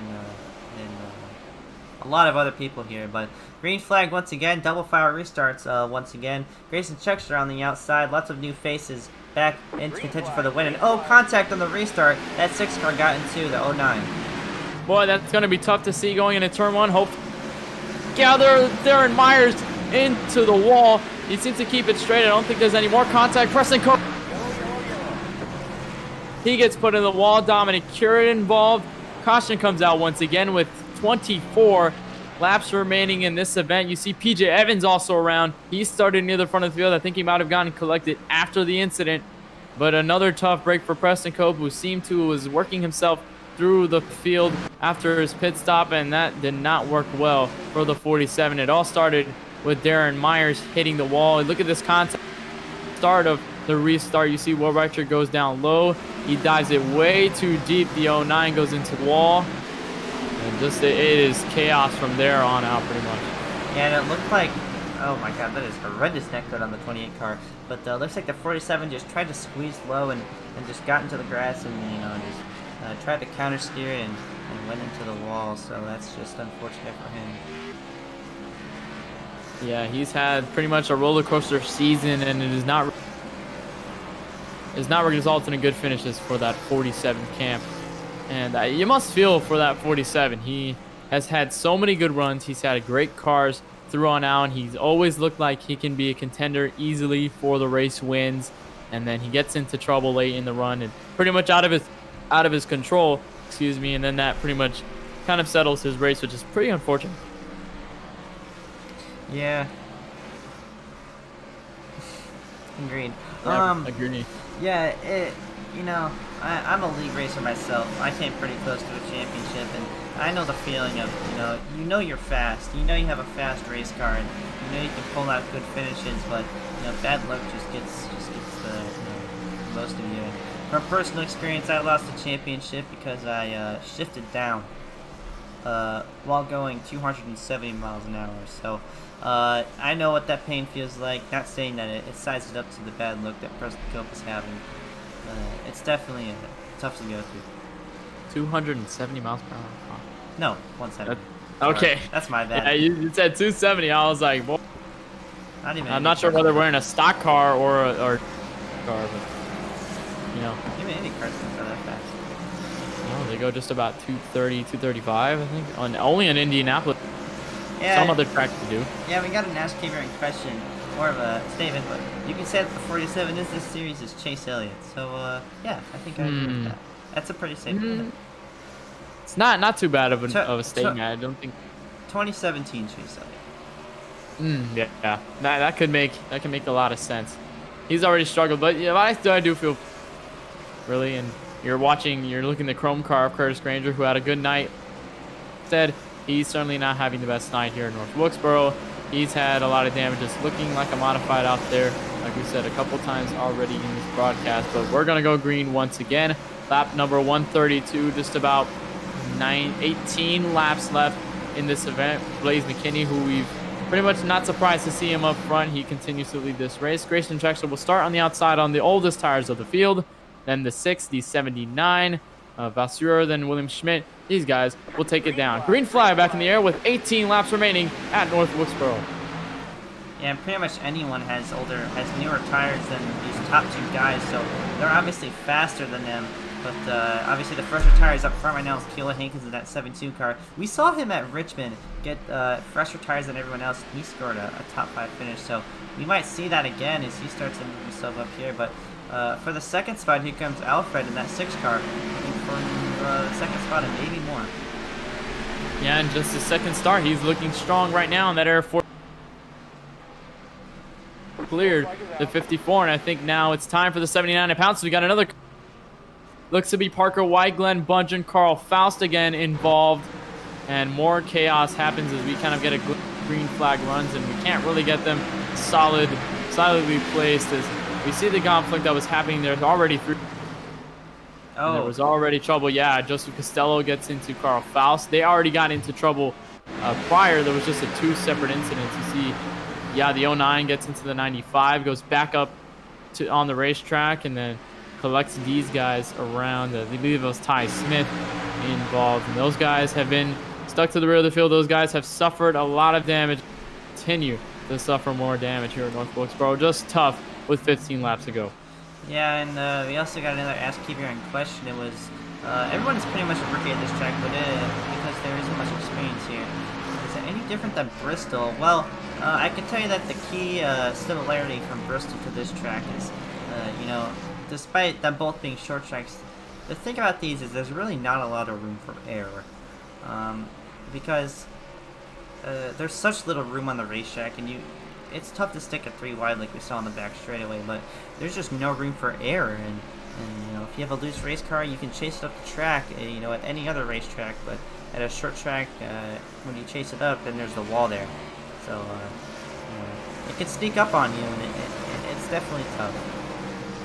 Yeah, what I've seen out of this compared to what we see at tracks like Bristol is that pretty much off of the corners is pretty much where a lot of people get into trouble. You see the 08 stopped on the racetrack, but it seems to be those are the places where you get into trouble most of the time. You see guys coming off of turn 2, especially even when they're just side by side, just 2 guys inside and outside. One guy can make a bad move, and then it gets too tight on the top of the racetrack once they reach the front straightaway, and then that could result in contact or just drivers getting loose off of the corner. And of course, this track has way less banking than Bristol does, and Bristol also has a little bit more of a highline formation rather than this track, which pretty much stays to the first 2 grooves, like 1.5 grooves on the racetrack. So pretty much a similar track to Bristol. I think Bristol continues to be one of the more fun tracks we see, and of course that lack of room is fun to see. But Blaze McKinney continues to lead. He's looking to get his 3rd win in a row, 3 weeks in a row for Blaze McKinney, and then that bounty will probably come in soon. As you see JJ Hill a couple laps down, he's working himself around the field once again. He gets the wave around, and boy, yeah, he gets his lap back, and all of his lap back. Yeah, I think he's on the lead lap now. So it's working for JJ Hill again, like it did at Homestead. So I think that might be part of the strategy that JJ Hill might be looking if he can get a good finish out of this, and especially if cautions continue to be thrown, which pretty much has been the trend all. I think we're going to stretch it as long as we did the past couple of times. But so far, green flag will come back out again. Looks to be 11 laps to go. Here, Blaze McKinney, Alfred Vasseur lead the field of Green, Grayson Trexler, William Schmidt behind them. Green flag back out. Blaze McKinney, driver down pit road.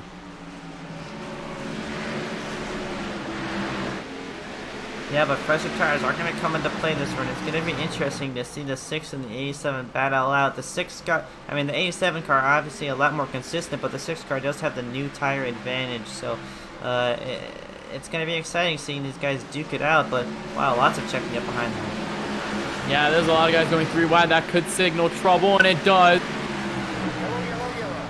Right away, that causes another caution on the racetrack with just 10 laps remaining. I saw that from the beginning. Looked as though, I believe that was PJ Evans who worked to the bottom of Kelan Belsha, and then Kelan Belsha had a connection issue, and that sent him around. You see him going down, and then Evans, no room left on the track, and tough break there for the 18. He goes around, and we'll take another replay and see exactly what went down. You see the 28 gets into the 18, and then that's enough to send him around on the back straightaway. And guys are scrambling to get around him. Boy, Ty Smith got into him just a little bit, and boy, it is just what we mentioned, just that margin of error is just so low. Yeah. So obviously, see, we'll get a caution report here. 19 cautions. Oh man, that's the most. Yeah, 19 cautions here in North Wilkesboro, 92 caution laps. That translates to about 50 green flag laps. This is a shocking stat. 4 lead changes. Yeah, 4 lead changes here. Fastest lap of the race was the 18.406, set by PJ Evans. So we saw him making the charge up at the front, but pit for an odd reason. But he's currently sitting 9th. He could definitely make it up. But we're gonna restart with I believe it's gonna count down to maybe 6 laps to go, if I were to make my guess. So it's gonna be a short stint to the end, and hopefully, I hope, and I can't emphasize this enough, I hope that we make it to the end. Yeah, well, it's not surprising that we get green, as we've had already some green white checkered couple of races. We had it at Homestead, we had it at Daytona, we've had it at pretty much every single track we've been to this season, and it doesn't look like it's going to get any different here at North Wilkesboro as Blaze McKinney continues to lead in his CLD Camaro ZL1 1LE, and if he gets this win, boy, that is going to lengthen the gap already that there is point standing. He already has a 20-point lead over Ryan Potter in second place, so second on back is going to change dramatically, and Blaze McKinney is just going to remain in first at the top. And Boy, I want to ask you, how does it feel to other drivers, like to Blaze McKinney, knowing that he continues to be in the right spot at the right place at the end? Yeah, I mean, if I was another driver, I would use Blaze McKinney as a goal, because that's the kind of driver that I'm trying to be. Really fast, really consistent at every racetrack. But pace car is going to pull off, pace stroke, I should say, and green flag once again. 6 laps to go here in North Wilkesboro, and we already got a call stuffed into the pit. Well, that's Glenn Bundren. Hopefully that doesn't bring out a caution, but Blaze McKinney with a car length out front, and here comes the 6 car. And yet another caution. Oh my goodness. Yeah, I was going to say hopefully another caution on the racetrack. I don't think any for JJ Hill. Goes around on the back straightaway. I think he had some guys collected within him, and he goes to the inside contact between him and Ty Smith. I think the 5 gave him a little help out there, and he does. So that sends him around. He tried to save it, but just couldn't keep it straight on the back straightaway, and that was enough to send the caution flag back out. And 20 cautions now here at North Wilkesboro. The most amount of cautions we've had in this season, and man, it's been tough. It has been so tough. I don't even know what to say at this point, to be honest with you. And we got a request for an interview here. Looks like the 77 Curtis Granger. I believe he's not on the racetrack anymore. I guess so. We're gonna give him a bit of consolidation. Give him I guess a post-race interview to him. So, Curtis, this is Charlie in the KBRN booth. You got a copy? Yes, sir, I do. Well, you're not on the racetrack anymore. What happened? Well, it's been a fight in this race, both on the track and in the chat. Glenn Bundren and his colleagues have spent the past 3 weeks saying that they were going to do something to make this league better, that being kicking people or just making rules. Making a rule book would be cool. Making rules to make this whole thing run smoother, and at the moment, nothing's happened. With 3 weeks going by and no changes being put into place, me and a few of my colleagues have been protesting peacefully in the chat, and we were getting muted. Eventually, Blaze stood up through all the admins and unmuted some of the people so that we could speak our mind.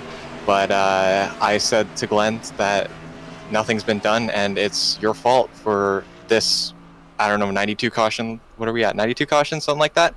And it's incredibly disappointing, because this could be a great league. We got a bunch of people in here. There's plenty of great drivers, but it's just nothing's happening, and it feels like it's an echo chamber of all of Glenn and his buddies talking to each other, and they're making the league good for them and jumping restarts and clearing black flags for their friends. But when I jump a restart and then give the spot back immediately, I get a warning. Meanwhile, other people get their black flags cleared along with the positions. It's just unfair. It's obnoxious. I know it's hard for people watching the race because they don't know what's going on in the chat, but I mean, it's not good out there. It's a bloodbath. It's incredibly disappointing, and I hope that something changes. Maybe I'm banned. I don't know. This could be the last time you see me in the iRacing Bundren Lawn Care Series, but all I know is that, we're about to go green. You should probably segue it. No, we appreciate you standing up for yourself, and hopefully we see some change in the future. So we appreciate you speaking your voice here. It's obviously appreciated. So we're gonna side you down to the side of the booth. That's Curtis Granger, also a couple laps down, but we're gonna go green flag racing again. Our first green light checkered attempt. 2 laps to go here at North Wilkesboro, historic track, and it should be an exciting finish. Green flag once again. Blaze McKinney with the advantage. Here comes the 6 and the 54 together. Yeah, and they might get some contact, and they were almost there, but that allows Blaze McKinney to continue taking the lead. He'll take the white flag if we don't have a car. To the white flag. White flag in the air for Blaze McKinney. One more time. Has a clear advantage right now, and the flag will end the race. 2 car on the wall. That is Grayson Trexler up in the wall, but no caution. He doesn't collect. Bryson Cope gets around on the back straightaway. That's not going to be enough. 3 in a row for Blaze McKinney. What a run. He's going to take the win at North Wilkesboro in the vintage here in the iRacing Bundren Lawn Care Series. 3 weeks in a row. He is blazing hot. Wow. Alfred Vasseur finishes second. Grayson rounds in the top 3 after hitting the wall. I think that might change, but I think he found his way back to third. And boy, if you're Blaze McKinney, you have to enjoy seeing just another win coming to these cautions. He's going to burn it down right all the fans at North Wilkesboro. Boy, what a good win that must be to go 3, especially bridge that points gap even longer. Yeah, and if you're Blaze McKinney, you're having a lot of fun, you know, winning all these races, but you kind of have to feel for the guys who are currently sitting behind them. But you know, all the attention, I have to give credit. Obviously, credit was due to where I have to give credit where it's due. So Blaze McKinney, a stellar performance in the last 3 races. Lots of credit for him, and congratulations to him on his 3rd victory in a row in the Bundren Lawn Care Series. Another win, his 3rd win of the season and 3rd in a row. He looks unstoppable right now. Blaze McKinney has just dominated this field. You see him bunch up with Kelan Belsha. I think they're going to do a little bit of celebratory group burnout between Shane. That looks JJ Hill. They're going to burn out with each other, and they're just going to celebrate in the 87 on another win. And that's the damage from the 20, giving him that little bump. Pretty much the clean car all night. They're going to do a quadruple burnout here. That's like a amazing. spider burnout here. Those guys are all friends. We're both friends with them. We're good friends with them. It's a friend group, but that's just cool to see. Lots of support for that 87. So definitely a well-deserved finish, a well-deserved season so far for him. So yeah, just congrats to him. And I believe we're gonna go ahead and start our interviews right away. But I think we should get to our results prior to see where everybody else finished. Yeah, of course, Blaze McKinney gets his 3rd win of the season here at North Wilkesboro. Alfred Vasseur, in just his 2nd start of the series, he finished his 2nd. Promising night for him. Really good night. Grayson Trexler again finds himself between the late race cautions. He finishes 3rd once again, like he did at Richmond.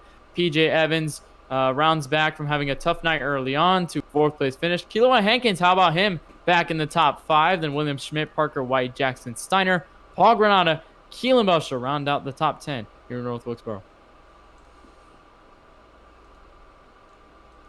And just outside of the top 10, Darren Myers in that 09 car finishes just short of a top 10 finish here. Carl Phelps in that 12 car been through a lot this race, so is the couple cars behind him.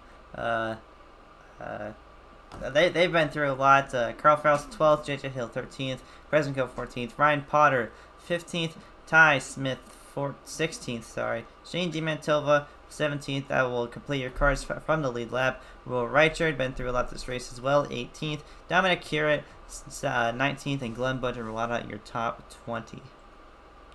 Down behind 20th on back, Curtis Granger finishes 21st, 9 laps behind the race leaders. Then goes to double digits on the lap down. It's Joseph Costello, 22nd. Anthony Bello, who's had a rough race ever since the drop of the green flag. Nick Miller, Chase Rogers, Tyler Alcas, Trevor Krause, Dylan Freeman, among the men who go way, way down. They got eliminated early in the running, and they never got their footing back. They end up, and they will round out the field here at race number 5. So we're going to get the interview with the race winner. We'll take just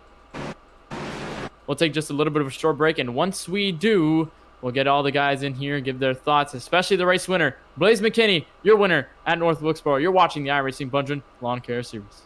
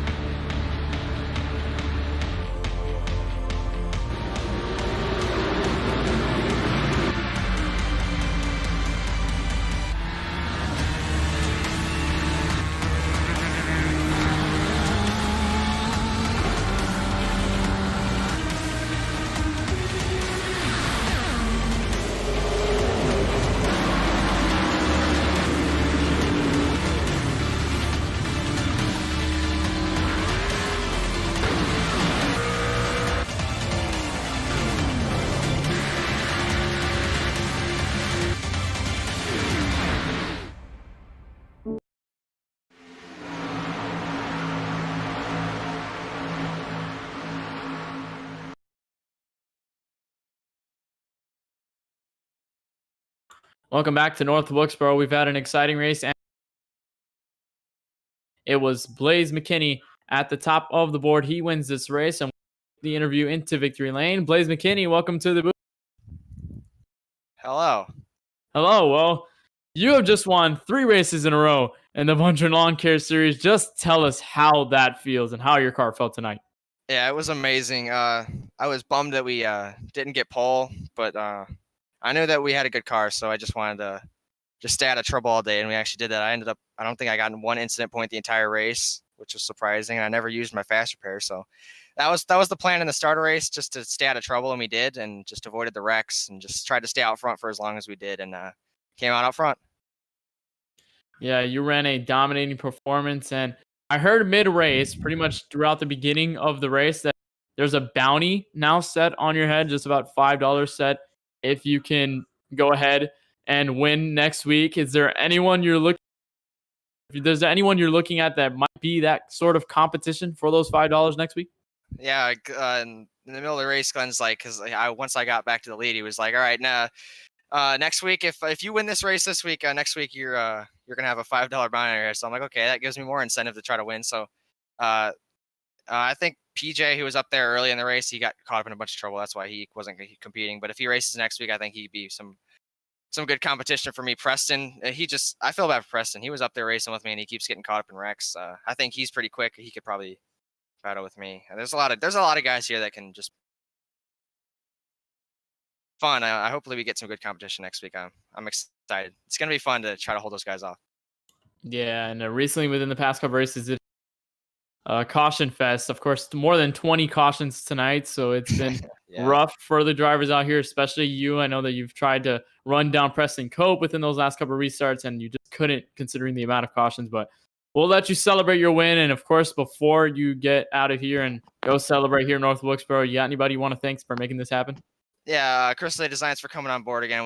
We got the throwback paint scheme tonight. Appreciate him coming along like every race. So again, Glenn for putting this on. I like helping him with the series and everything. It's fun. We just got to work on some things. I know Curtis came in here earlier and talked about that stuff. So we're trying to make this better, and I appreciate Glenn and everybody sticking around and helping make this series better. And Bundren Lawn Care and iRacing Media, and also my team Peak Performance Motorsports. I appreciate them for having me along. All right, well, Blaze will let you celebrate here in North Carolina. Blaze McKinney, your winner here tonight. Of course, thank you for joining us in the booth and taking the time to speak with us. Just go out and celebrate that, man. It must be wild winning 3 races in a row. I appreciate it. All right, I'll talk to you guys later. Yeah, you too. Blaze McKinney finishes first out of all the drivers here at North Wilkesboro, 3rd win in a row. We'll get to our 2nd place driver. Interesting run, Alfred Vassir. We're going to get the with Charlie.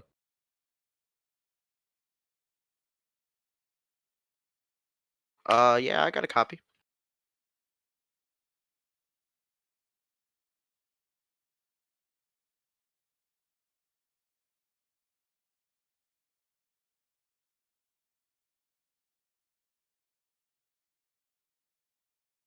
I mean, there was definitely a lot. I mean, sitting here waiting, I've definitely replayed it at least 4 or 5 times in my mind. I tried running first gear in a restart before that, and I got real loose, so I thought second gear was the way to go. And I mean, he was electric on those restarts, man. And I guess it's just a little too new to this stuff.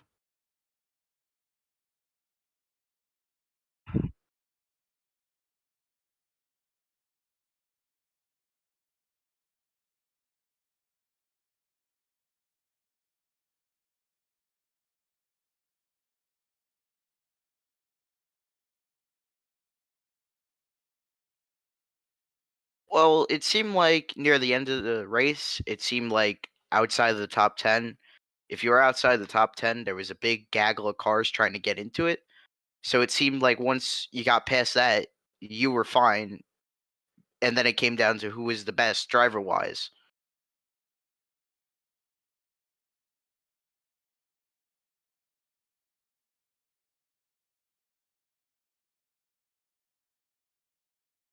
Yeah, I'd like to thank the guys over at TI Racing, Chris Lewis, Joshua Stevens. I want to thank the sponsors over there, Asheville Rooftop Bar Tours. didn't get the paint scheme till late, so I didn't get to run it. But I want to say a big thank you to those guys. I want to say a big thank you to my real life sponsor, Panorama Jack, Panorama Signs. Those guys get me through real life racing and helps me here.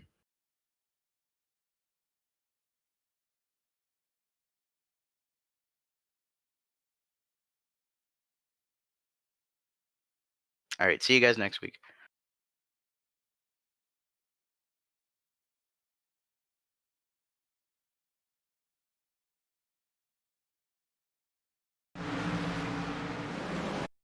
Yes, I do. We'll bring Grayson Trexler down into the booth. See what he thinks. Grayson, first of all, welcome to the KBRN studio. Got a copy with us? No, I don't think he has. We'll try again. Grayson Trexler, welcome to the KBRN. Oh, never mind. Looks like he kind of all. Grayson, welcome to the KBRN studios. You got. All right, can you hear me now? Yeah. Yes, we can. All right. A little bit of trouble there, but I think we got you now. So, what? Oh my goodness. Short tracks and you have kind of had a good relation, especially coming down to finishing well at the end of the races. And you finished well at Richmond, and now you finished well at North Wilkesboro. Tell us how you got this done. Well, I'd like to start by saying I never pitted this race. I stayed out. We noticed that. I moved to the back for a racing incident, and then, you know, nobody else can drive. It's a short track. Nobody can handle them in this league. A lot of bad calls by admins tonight. They waved around people that got penalties and caused yellows. Yeah, but during all that, I worked my way back up to third, and I was told by the league owner that if an attempt to beat Blaze, I could ride the wall. So, you know, I tried it on the last lap. You can see it on the broadcast right now. I got back up to third. Yeah, and it was a wild ride for you, and we mentioned pretty much through the latter half of the race that you didn't pit. You know, that you were just one of the only couple of drivers who pit. I know Carl Faust didn't pit also. Just did the car feel any different, or was it just kind of the same? You kind of got in a little comfort zone with that car coming to the end of the race. I mean, you couldn't turn the car hardly, but in a race where, you know, you go a lap and a half or less and a caution comes out, it doesn't really matter how your tires are. My tire pressures were like 88, 89 across the right front. All right, well, Trexler, you finished third. A good run for you here at North. Before we let you go, is there anybody you want for making tonight happen? I just want to thank all the Badge Esports guys and Carl Faust. I mean, talked with them all night, and, you know, we tried to ask if anybody's gotten kicked yet, because that is definitely a problem in this league. There are some people that shouldn't be here. All right, well, we're going to let you go here. Of course, thank you for taking the time to. It was cool to see you out there running, especially without pitting at all. So it was cool to see that on track. And, of course, thank you for joining the booth. We'll see you next week in Michigan. All right, see you there. Grayson Trexler finishes third, and a good finish in that Buffalo Bills Ford Mustang. I'll give it to Charlie for the fourth place interview, and I'll just give it down to you, Charlie. Well, I don't think he's here right now. PJ Evans finished fourth, so we're going to go ahead and drag in the fifth place finisher. Joining our top five, Keela Hankins. First of all, welcome to the KBRN booth. You got a copy? I do indeed. Well, started seventh, just gained 2 positions in that entire race, but obviously a rebound got into a bit of trouble, scattered trouble throughout the race. So talk about how you, scored a top 5 finish, because obviously it was hard earned. Yeah, I don't know, honestly. I mean, there was a lot of the double file restart change helped a lot, and also that instant where the 7 just like took out a couple of cars near the restart gave me like 5 positions immediately. So I mean, yeah, a top 5, like coming from the back at North Wilkesboro, you know, having to do it twice is hard in itself, but I don't know if I really deserved it. My car was damaged for a lot of the race, so yeah. All right, well, Co, obviously got into a bit of trouble here, and obviously surviving was a main factor, but do you think surviving and not really getting as much damage to that front end really helped you get there at the end?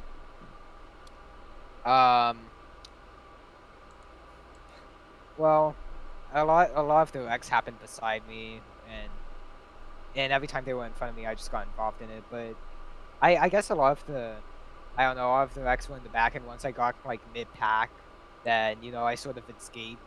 So I guess that really did help quite a bit.